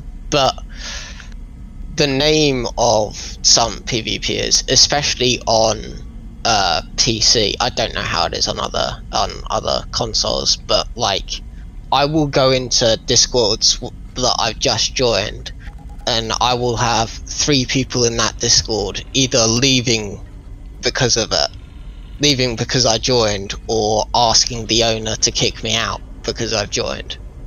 And this has happened on the last 3 Discords I've consecutively joined in a row. I've had a few people ask me that. I'm like, yeah, I like him. Yeah, it's silly. But it makes sense as well. A raider should have a name for himself and should be known, because that's the way it works. Right. Because, you know, you have different clans in Fallout 4 and big bosses in Fallout 4 and so on, so why shouldn't it be the same here? Back in the day, I ran I guess a faction around the online component from Metal Gear Solid, and the idea was that if everyone disarmed all of the nuclear weapons, which were a thing that everybody could put at your bases across all of the servers, so, like, everyone had to have a nuclear weapon at some point, and you had to go through, infiltrate their base, and disarm it, then they would get this secret cutscene. So I was in a group that was like a response to another group who was like, oh, we're gonna band together and we're gonna do this, and I was like, yeah, we're just gonna build nuclear weapons and try to bait people. Yes, exactly. That's perfect. Yeah. Yeah. So I understand, and we love that. Like, it's almost like this WWE, like professional wrestling, like, heel mentality. Like, kind of enjoy being the heel of the scenario. Like, you enjoy being the villain because you're almost like you're playing your own game from that perspective. Yeah, exactly. Yeah, you've won the game, so you're playing the game of the game, if that makes sense, as weird as it sounds. Right. And also, the game hasn't really given people the ability to role play as a raider per se in really any other way. No, it hasn't given us any other options, so that's why a lot of us end up, I mean, we are arseholes, we're raiders, instead of, you know, going around killing the queen. But it's a different playstyle, which a lot of people enjoy. I mean, there are 100+ people that enjoy raiding, like, in this like on the US/EU side that I know very well. Yeah. I'm kind of hoping, from my perspective, that explosive weapons are going to take up. At some point in balancing, they're going to have to up like the damage that like a fat man does. So I've been hoarding mini Fat nukes. mans will never be viable. I'm hoarding mini nukes in the hopes of just not for killing other players, but just for completely decimating workshops and leaving. Oh yes. See, even decimating workshops, they're not very good. Even player camps, that because I had a talk about months ago. The way a mini nuke launches is that all the damage goes to the top of the cloud instead of the bottom area. What? What? Yeah, that doesn't. That's crazy. So instead, the bottom sort of 2/3 of your, like, I don't know what it's called, circumference of the dome is actually on the top third. I.e., if you shot someone while they were jumping, that would be when you got the most damage out of a mini nuke. But the bottom 2/2 of it is like not a lot of damage, which is why when a Care Bear / food build gets out a mini nuke and you think they're gonna, like, they can't kill you with that weapon. The fire rate isn't fast enough, the damage does not matter, and all the damage is at the top third anyway. Well, look and at as it. long as you stay on the ground, you're fine. If they pull out that orbital strike, though, you better watch out. At the orbital strike, you can just soak in that stuff. You can enjoy the heat. You know, it's sad, but missile launchers and mini nukes are so dead. And it's weird because those, even in the game itself, should be far more powerful than they are. Yeah, they should be rarer, and far more powerful. Right, and they were when they were affected by the. So I'm pretty sure that heavy weapons, at one point very early on, was an effect that increased the heavy weapons perk, expert, master, that increased that damage, and then on top of the demolition expert perk being so high, because it was like 100%, I'm pretty sure back yeah, when. it was, yeah. It made them viable, but I mean that lasted a month. Like that was the first thing that they changed, really. Yeah, they got rid of the I believe that was the same time as the two-shot, because TSC combat shotguns, which we talked about and adored earlier, were such a huge thing that they had to nerf them to extreme measures. I love how there was the mythical time before, and there's the now that we live in. These kids today will never understand the joy of grinding brain. Yeah, I wish I'd destroyed so many more camps. That's what I'm saying. Press F for Vex destroying camps. Yeah, exactly. But you know, it is what it is. I mean, I've destroyed a couple of camps in the last few days, so I'm happy. I'm excited. But I've destroyed a few. A few common complaints that some of the most common things are people complaining. So unbalanced was number one. That was the most common complaint. Go on. Sorry, go on. Oh, not rewarding, meaning the risk versus reward isn't really there. Thirdly, of course, was everyone saying that survival mode should be back, that they enjoyed it, that they didn't understand why it went away. The one commonality on that particular thing is people stopped playing survival mode when survival mode became nerfed. It seemed like a lot of people swapped over from adventure mode into survival mode to get the extra XP or the bonuses. And I forgot about the double XP as well. Yeah, because I guess they were complaining about the experience and putting in tickets and everything else. It seemed like people who were complaining about PvP and survival mode are the reasons that a lot of it was adjusted. And I'm just assuming, because we were never really given a clear answer as to why things in survival mode were changed, but it seemed like the first version of it everyone seemed to enjoy, beyond, you know, making sure not to go near a train station where people were camping to pick you up and you materialize. I mean, don't be an idiot, basically. Right, yeah. But, what... If I had a suggestion, I would say bring back survival node. Bring in the current meta without the hacked weapons and the third-party bullshit that's going on right now. Yeah. Take that out. Bring survival back at the game in the current state without all that stuff. With the 110 damage cap, because people have got used to the 110. Like, builds work well around the 110 damage cap now, because everyone's had time to mellow out and work out the best builds in each scenario that they're trying to work with. And bring it back how like it is, but make sure that the rewards are good, i.e. you get double XP while in there, like they originally had. You get double the amount of caps for killing someone, because then low levels either have to start a new character or risk a whole lot. And make sure all junk and aid is dropped, like original survival, because killing a hardcore PvPer, if they have a ton of quantums and super stims and, you know, ballistic bok and all that sort of stuff on them, is really hard. But if you got a kill on them, they would drop so much aid. Like, Jesus Christ, so much aid. It'd be insane. You could like, it's the reward for going up against that person and kind of conquering. If there's no fun reward like that, I mean, why would you get excited to do it beyond just doing it to do it? Yeah, exactly. I mean, I would say do OG survival, keep the 110 damage cap, and see what happens. I think you get a lot of people interested in it. I think that as far as what Bethesda's game plan is, which I'm not sure when it comes to the full rebalancing.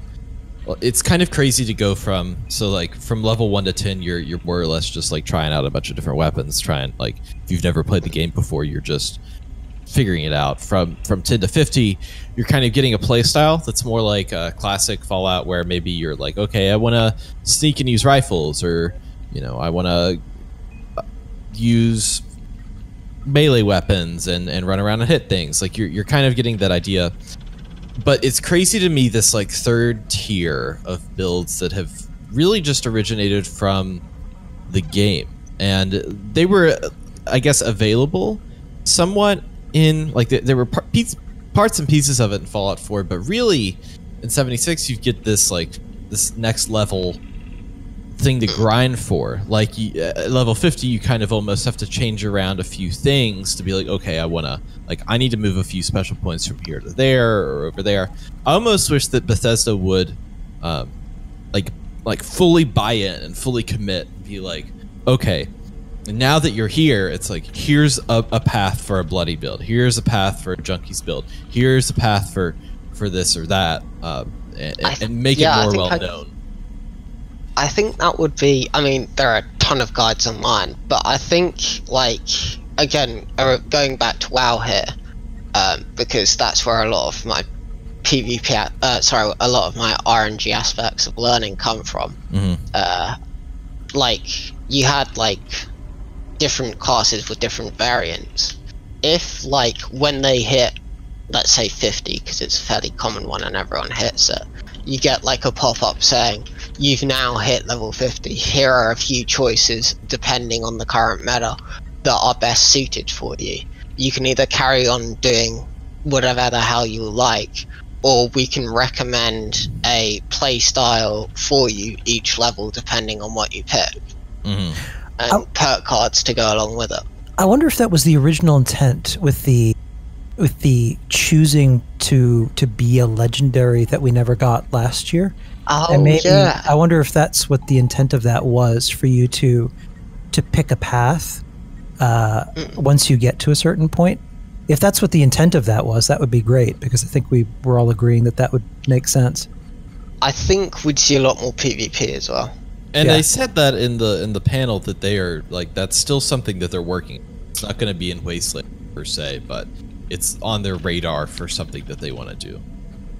I think it's quite difficult to do though, because the meta is so variable, and the weapon, like, I don't know how many weapon choices there are in this game of like each individual weapon type and everything, but there must be like a good couple of thousand. So like, you can't suggest weapons easily, you can't suggest armor easily because there are so many different types, and half of the people don't know what you're on about when you start spouting about junkies and bloodied and, you know, the perfect gun and weapon and all that kind of stuff, because they're all food builds and Care Bears who just like enjoy killing the queen and, you know, messing about, which there's nothing wrong with. Like, I have nothing against that, but that's another T-shirt we need.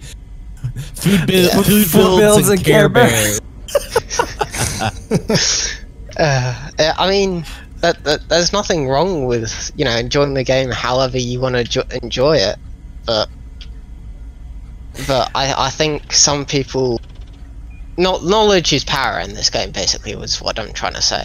I proudly identify as a character, but I also think that people should not try and dictate the experience for the entire community based on how they choose to play.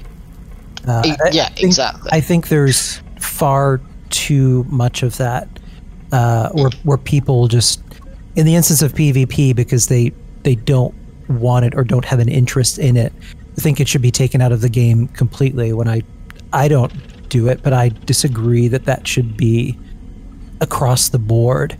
If you got rid of PvP completely, the game would be a lot more boring, in my opinion. I mean, first of all, I'd stop playing, but I'm saying even for the... Yeah, I think even, like, there would be absolutely no worry about the general world, about dying at all, basically. All right. Sorry, go on. Well, like, you get to a certain point, and for the most part, you can kill pretty much anything that's in the wasteland. So, unless you're going up against someone else, there's no real threat. Exactly. Yeah. In the game it becomes experience. a simulator. Right. You know, yeah. Build a house and, you know, sit back and relax, which isn't how a wasteland should be, obviously. Look, I'll tell you right now, my general club is thriving. Thank you very much. I imagine it is. I imagine it's absolutely doing stunning. But I think there should be... You shouldn't be able to sit back and relax, just take a workshop. I mean, that's what Private Worlds was for, right? Right, yeah. Yep.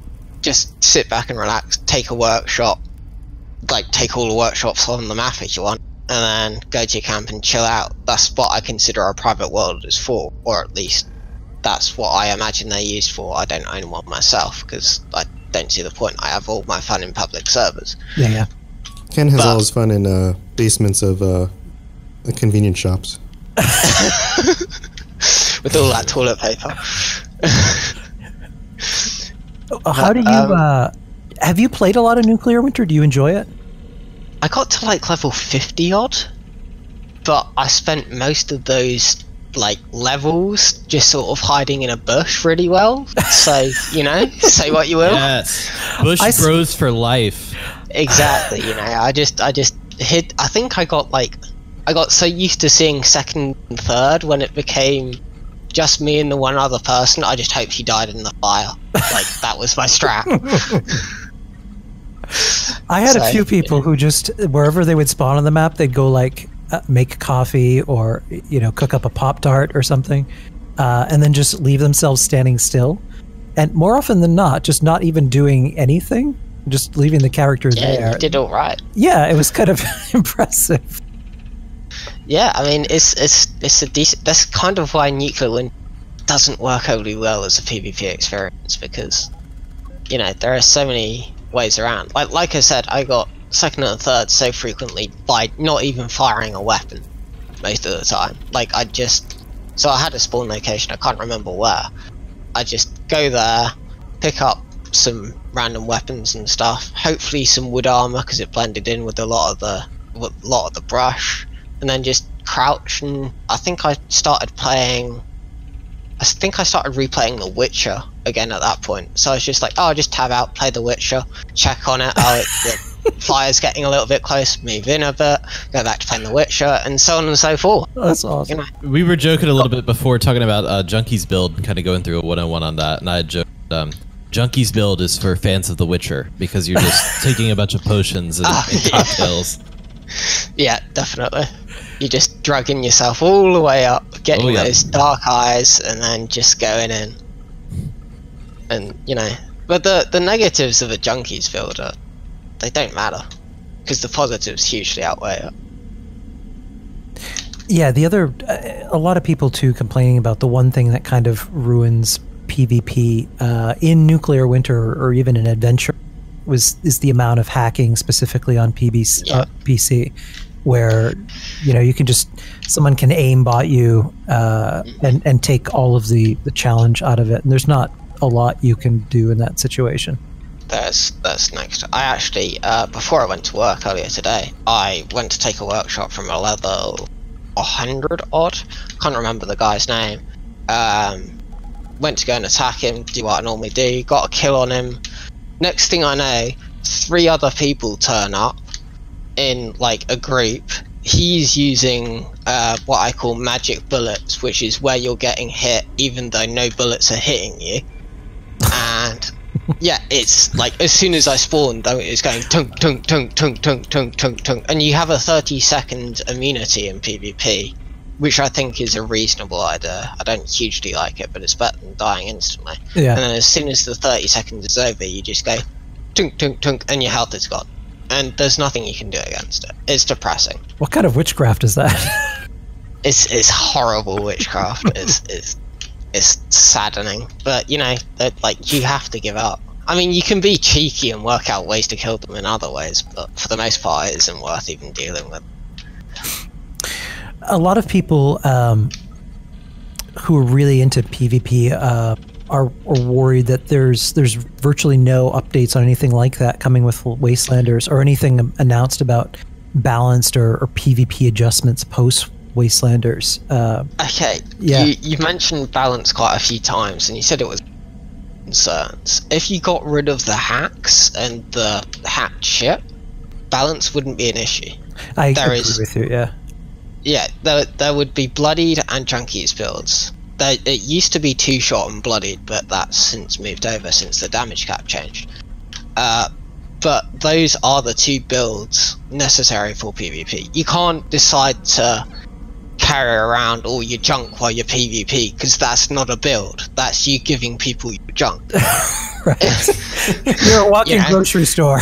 Yeah, exactly. You know, you're just there is a metaphor PvP, and it is reasonably balanced if you take out all the stuff that is just in this game that shouldn't be. So I actually don't think balance is an issue. They're already nerfing the Strangler armor, and you know that stuff is survivable at the moment if you have the right setup. So the fact that they're nerfing it is, like, you know, not entirely necessary, but I am pleased because I don't use it and I know people who do. So, you know. And I know a lot of people complain about it glitching their game out, especially if they're doing it. So it's just kind yes, of you are right now. I think that's a conspiracy led by people who don't like power armor. I think it's a disgrace. Vex has strong feelings about power armor. Yeah, power armor makes you the biggest target in the world. Like it is. You've increased your size so much. Like, why would you do that to yourself? Especially in PvP. Like, I see so many people. Right, I'll shoot them. You know, to try and initiate some PvP. Normally around the right spring. Then I'll see them back up, get into this either Exo-1 excavator, or if you're lucky, a Strangler. Get into this gear, then shoot me, and then die instantly, even though they're like halfway down the road, because they're just such a big target. Like, why would you make yourself bigger? You're trying to get smaller. Well, then they bring out the all rise and you start sweating. Oh, then you just jump around them and have fun, man. It's, you know, you're making money for free at that point. You're making money for free. You're not even, you know, you don't even have to try. As soon as you see an orb just celebrate and enjoy. Like, that weapon is amazing. I think one of my friends actually has a wall for all races at the moment. That's awesome. Just completely consistent of all rises. It's a wonderful weapon, really.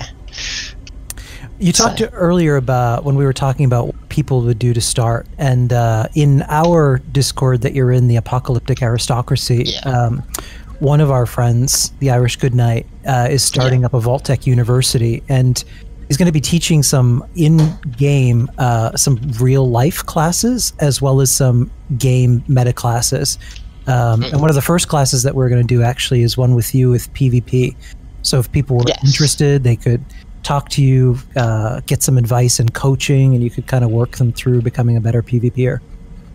Yeah, I'm all for that. I think, like, having more people available to PvP, even if they're not on my side, I'm going to plug myself a bit here, the White Spring Raiders side, is still a good thing, because, like I said, representing different clans is great, but like, if you can grow your numbers as a Raider clan and be teaching people, like I'm teaching someone at the moment because they were told never to PvP by their peers, and then I went along and killed them, and they were like, look, okay, you just killed me, how do you do that and why you do it? And I'm like, I did it because I wanted your junk and because I like seeing people being salty, which they were. It was great. And then they were like, okay, teach me how to do this, that, and that. And I was like, okay, yeah, sure. And, you know, I've been helping them out for a few days now, and they are learning well. I mean, they already had good gear, so that helped, but we're still messing around with perk cards and stuff. But I'd love teaching people. I think the more PvP is, the better. And I think, you know, that widens the community, which really needs widening at the moment, because it's just a toxic hell, especially, like I said, on the PvP side. Very much so. And I think it oftentimes people are polarized by the worst of both sides. You have people on one side that are so against PvP that they shout very loudly and, you know, try and throw light on particular players or groups that PvP as if they're demons, when they're not, you know, hacking or doing anything anywhere near as toxic as the far right side of the equation. I mean, I can agree more.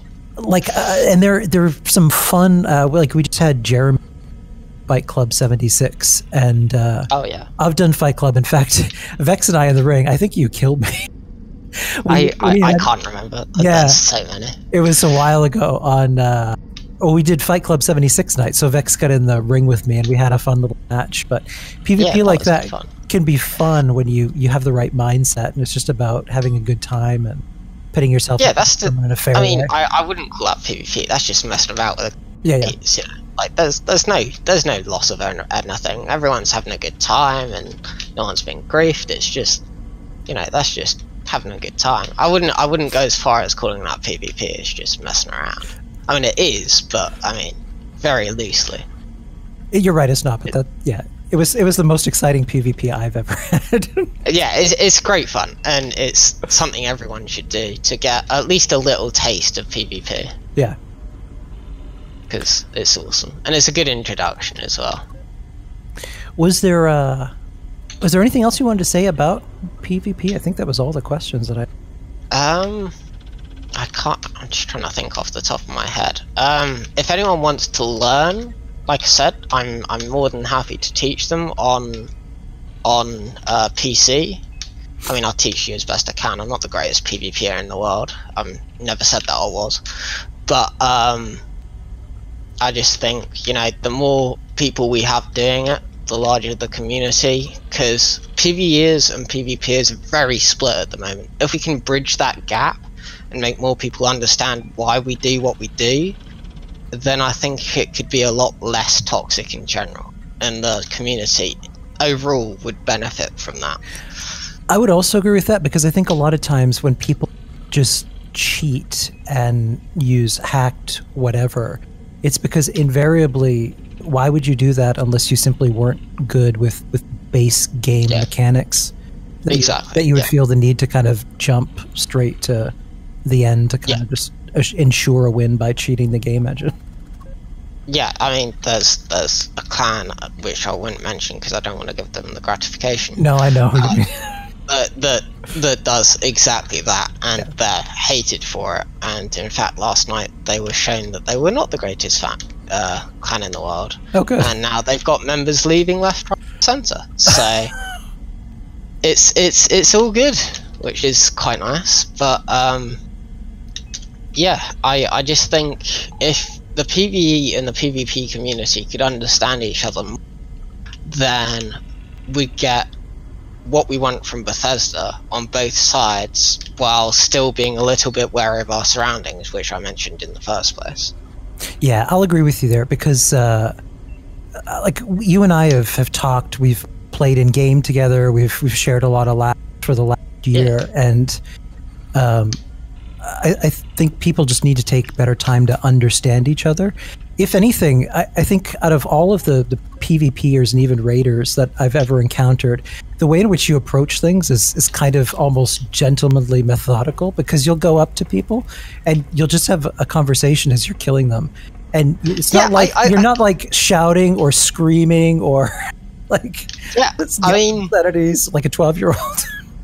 No, I mean, I actually consider PvP the one of the best ways to meet people, because first of all, you're learning their build, you're learning what they're doing in a typical fighting scenario, and if you just sort of, once they calm down a bit, because a lot of people get mad at first, they actually tend to ask about your build, and what you're doing, and then you can say, oh, can you teach me this and that, and how can I do what you're doing?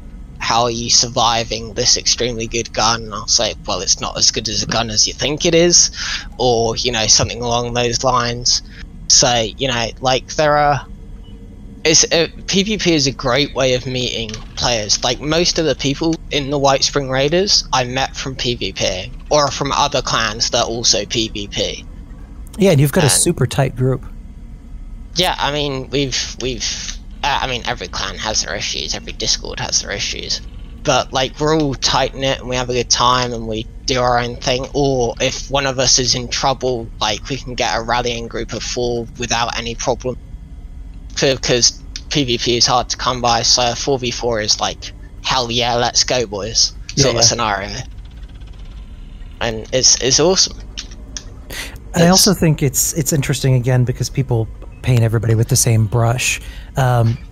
Even knowing that you didn't get into this game looking for PvP, you kind of went in that direction because there wasn't as much of a challenge that you were finding in the game. But more importantly, the fact that you say right out front that you don't consider yourself to be the best PvPer in the world, that you didn't say that, it just is a clear indication that this isn't about ego. No, I mean, it is about. I like to get my name out there. I'm not going to lie about that. Yeah. But at the same time, I'm far from the best PvP. I use VATS way too much, but I have a good time and I have a decent reputation to be going along with, so I'm happy in terms of the game. You know, like, people know me, and I think the other day someone ran away just because I spawned in at the White Spring. So, you know, they just ran the other direction. So I was like, okay, great, that's that problem sorted. Don't have to do anything there. Let's move along. So, you know, it's a lot of raiders do it to get a reputation in game, and like, going for their ego, like, and some advice I will give people is, if a raider steals your junk on anywhere and you're able to talk back in game, do not beg for your stuff back. Yeah. Because you will not get it back, and ever. More importantly, that'll probably go up on YouTube with 89. Yeah, it will. It will undoubtedly go on YouTube. If you start raging, you can guarantee they're recording it. Yeah. Because that is amazing content in every single way. So, yeah, I suggest just being calm, being peaceful. Try talking to them and see if you can just get along, and then go from there, instead of, you know, asking for your shit back. And They might sell it back to you at extortionate prices. I've done that once or twice, but you know, other than that, you're not going to get it back because it's just not going to happen. Right. Why would they give it back? It's in their inventory. It's their junk. So, you know. But that would be my best advice. So I'll put in the show notes a link to our Discord. So if you're interested in learning about PvP, you can join. And from there, we can get you in touch with Vex and get you sorted. Yeah, and if I think you're okay and cool, then I'll invite you into the White Spring Raiders, and we'll go from there. Awesome. And, yeah. Well, thank you for these cases of toilet paper. This is going to be super helpful. This is the true end game. Yeah, it really is. All right. Yeah, well, thanks for popping in. Thank you for having me. Yeah, thank you. It's nice to finally be able to talk to a group of people about something that they want to learn instead of just, you know, being kicked away for knowing and doing PvP, you know. Oh, we're gonna kick you. I'm just kidding. Alright, well, thank you for having me. I'll walk you to the door. Alright, cheers. See you later. See ya. Be safe out there. Bye.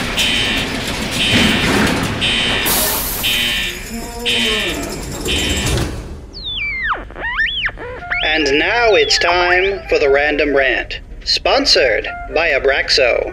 When it comes to tough stains such as blood, bodily fluids, or sweet and sour sauce, nothing gets out those stains like Abraxo. Now with 3 times the suds and industrial chemical compounds. All right, it's time for the Abraxo box, and as I heard it, Ken, you did the last one. You got to stand up on the box. How was that? I did. It was scary at first. The problem with it was that once Ken got started, then I felt like I needed my own soapbox for certain things, and that I pulled out 2 soapboxes, and then I stood on them, and then everyone was just way taller than we should be. All right, you guys mind if I if I give it a try and try to be taller than I should be as well? Hey, come to our level. Okay, so I'm pulling the box out right now. These things are really sturdy.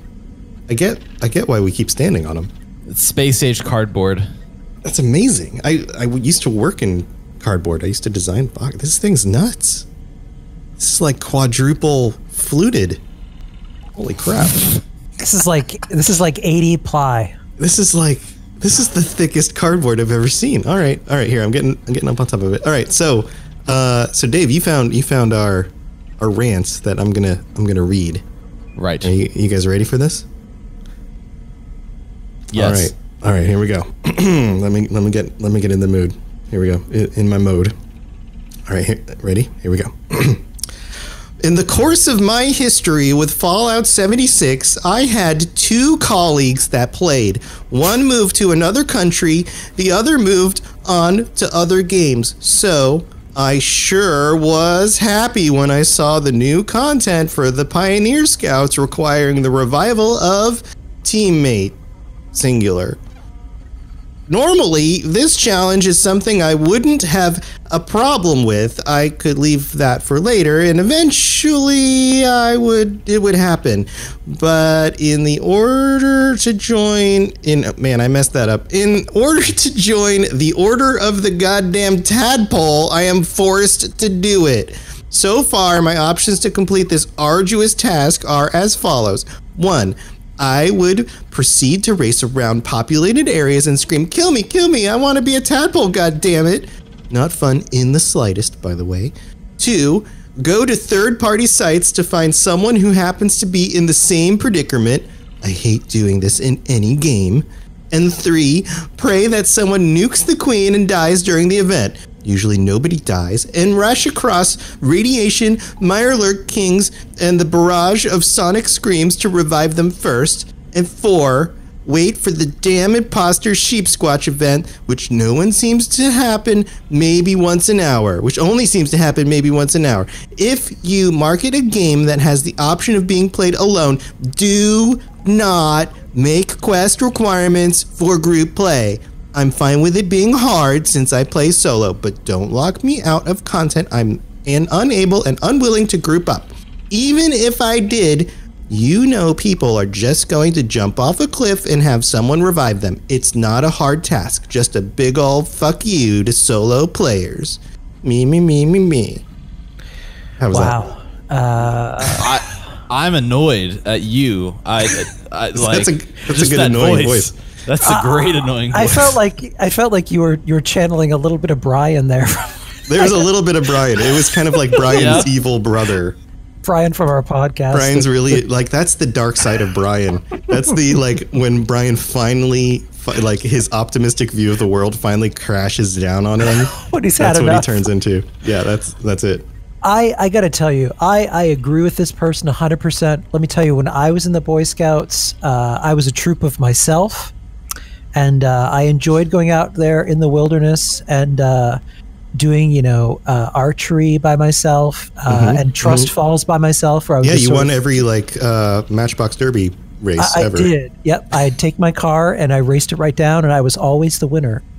So I expect that same kind of singular experience in a role-playing scout situation in an online multiplayer game. In an online multiplayer game. Oh my God. So I had an experience trying to get this badge, where I would see people passing by Grafton Dam, and they were jumping off and killing themselves, and then people were running down and trying to heal them, because in the course of that you get the like revive a teammate in water, which was one of the challenges I think for the swimmer badge that you can get. So I was trying that, and like I would find somebody and I would do the little follow me like emote and then jump in the water and die, and then they would just see me from on top of the dam, and they would just look down like, what the hell's what? And they would Does just he want me to off. jump off of this and die also? That sounds like a terrible idea. So after 3 rounds of that, I messaged my good friend Jeremy, and I was like, oh hey, can we just like I'll kill you, you kill me, we revive each other, like we have a good time. And he was like, oh yeah, we're doing that right now. So I get on, and then everybody is at Waverly Willards, which is the water park in the game, and everyone's in the kiddie pool. And it's like a baptism is occurring. That's awesome. Where people are downed, and then in my head, I'm pretty sure somebody was wearing the preacher outfit and was coming over and reviving them, and it was like, ah yes, in order to get to the Tadpole Scouts, you must be baptized in the radiated water of the kiddie pool at Waverly Willards. It's like a BioShock Infinite moment. Yeah. Is it someone new? Right. That sounds amazing. You're reborn to the new life of the wasteland. That was my final challenge for everything, and then I got my backpack. So I'm happy to be drowned in a pool of irradiated water as long as at the end of the day I get a JanSport. Totally worth it. Yeah. One strap it, because if you double strap it, you look dumb. That's right. Was that the cool thing in your high school? Because it was in mine too. Was that everywhere? Well, yeah, and then it's funny because when I watched what was it, 21 Jump Street, that was one of the jokes at the beginning. It was like, dude, you gotta single strap it. And he's like, no, I want to double strap it. And then it turns out things have changed, and everybody double straps it, and that's the cool thing. Well, it makes more sense. It works. It doesn't mess up your back. Ergonomic. I know, right? Oh man. Well, I get the frustration of like not having friends, but really this sounds like I don't have friends and nobody should have friends kind of post.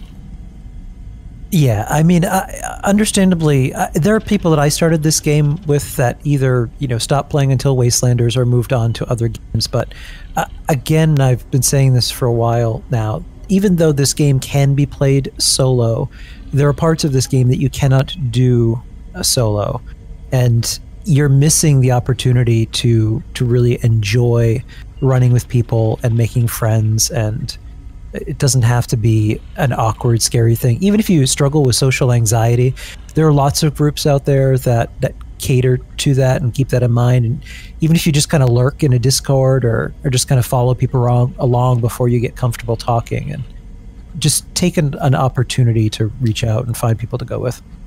And if you want to, I guarantee you that if you put on a mic and you go up to somebody's camp, even if they don't have a mic, and you're like, hey man, can you please kill me in water so that I get this badge? They're going to be like, yeah, sure. They're going to give you the little thumbs up, even if they don't have the mic. Yeah, and then you're going to get the badge. Yeah, and it's like a 90% chance you'll find somebody who's just like, okay, yeah, that's fine. Yeah. And then that's the spark of a friendship. And then you're friends, and then you get married. Is that how that works? Yep. Help revive me in water. Now we're friends. Let's get married. Well, they have like foot washing, you know, at weddings. So body washing with a syringe. What an awkward note to end the show on. That's why I'm here. So if you're looking for a lifelong partner, then get out your finest foot bath and head on down to Appalachia. Right. All right. Do it in game in order to avoid any real life viruses. Don't go washing people's feet right now. That's probably not a good idea. Social distancing. Social distancing. In-game closetivity. In-game closetivity. All right. Well, thank you to Vex, our guest, for this episode, and to you guys for joining me as usual and bringing such fun content. And I guess we're just hanging out in here in the vault indefinitely. Yeah. Now that Vex is gone, I have to reseal hermetically the door. We need to figure out a way to keep people from getting in here. Yeah. I'm totally washing my hands like 3 times. Even though I didn't touch anything. We're going to have to set up workstations because I know I've still got to do my job. What my job is, annoying everyone here. Tim Kaine has AOL dial-up down here, so if you turn it on now, by next week, you should be able to, you know. I wonder if my ICQ username is still active. Oh, this is running Windows 95. Let's play around with desktop themes. I like the mystery one. Oh man, does it have like the screensaver with the tubes that just go all over randomly on the screen? Yeah, we've got snakes. We also have the space station one. Oh, that was fun. Yeah, good times. All right, everybody. Well, thanks for tuning in again. And if you have a Windows 95, boot it up and check out some of those awesome old screensavers. Thanks for tuning in. Stay safe and stay healthy. On a very serious and lovely note. Yeah. And then next time you hear us, it will be Wastelanders. Woo! Wastelanders. In order to wrap this up, is there anything that we want to tell them about Wastelanders or grouping up with us in order to do cool stuff in the game? We probably should, but we can also tease, without giving specifics, we can let them know that we'll be making an announcement the week before Wastelanders drops. So pay attention to the podcast feed because we'll have a big announcement for a Wastelanders launch event we'll be doing. Yep. So tune into the Robots Radio Discord or the, what's the name of yours again? It starts with an A. Yeah, why don't we, what I've been doing is anybody who wants shows I've been sending to the Robots Discord. If people are looking on all consoles groups to play with, then I've been sending them over to the Aristocracy. Got it. So I'm active in both of those as well. I'm probably a little more active in the Aristocracy. Just it gets a little wild in there sometimes. Just know it does. So tune into either of the Discords. There'll be links for those, and then also check the Twitter. At any of our regular notification methods, we'll be sending out stuff. So I know I'm going to jump in. So I think I'll start a new character. So it might be fun to have like a group of people all running around with new characters. That'd be a lot of fun. Yeah, a bunch of us in the Aristocracy are going to start completely over again from scratch. I dig it. Sounds like a good time. All right. We'll talk to you guys next time on the Fallout Hub. See you guys later.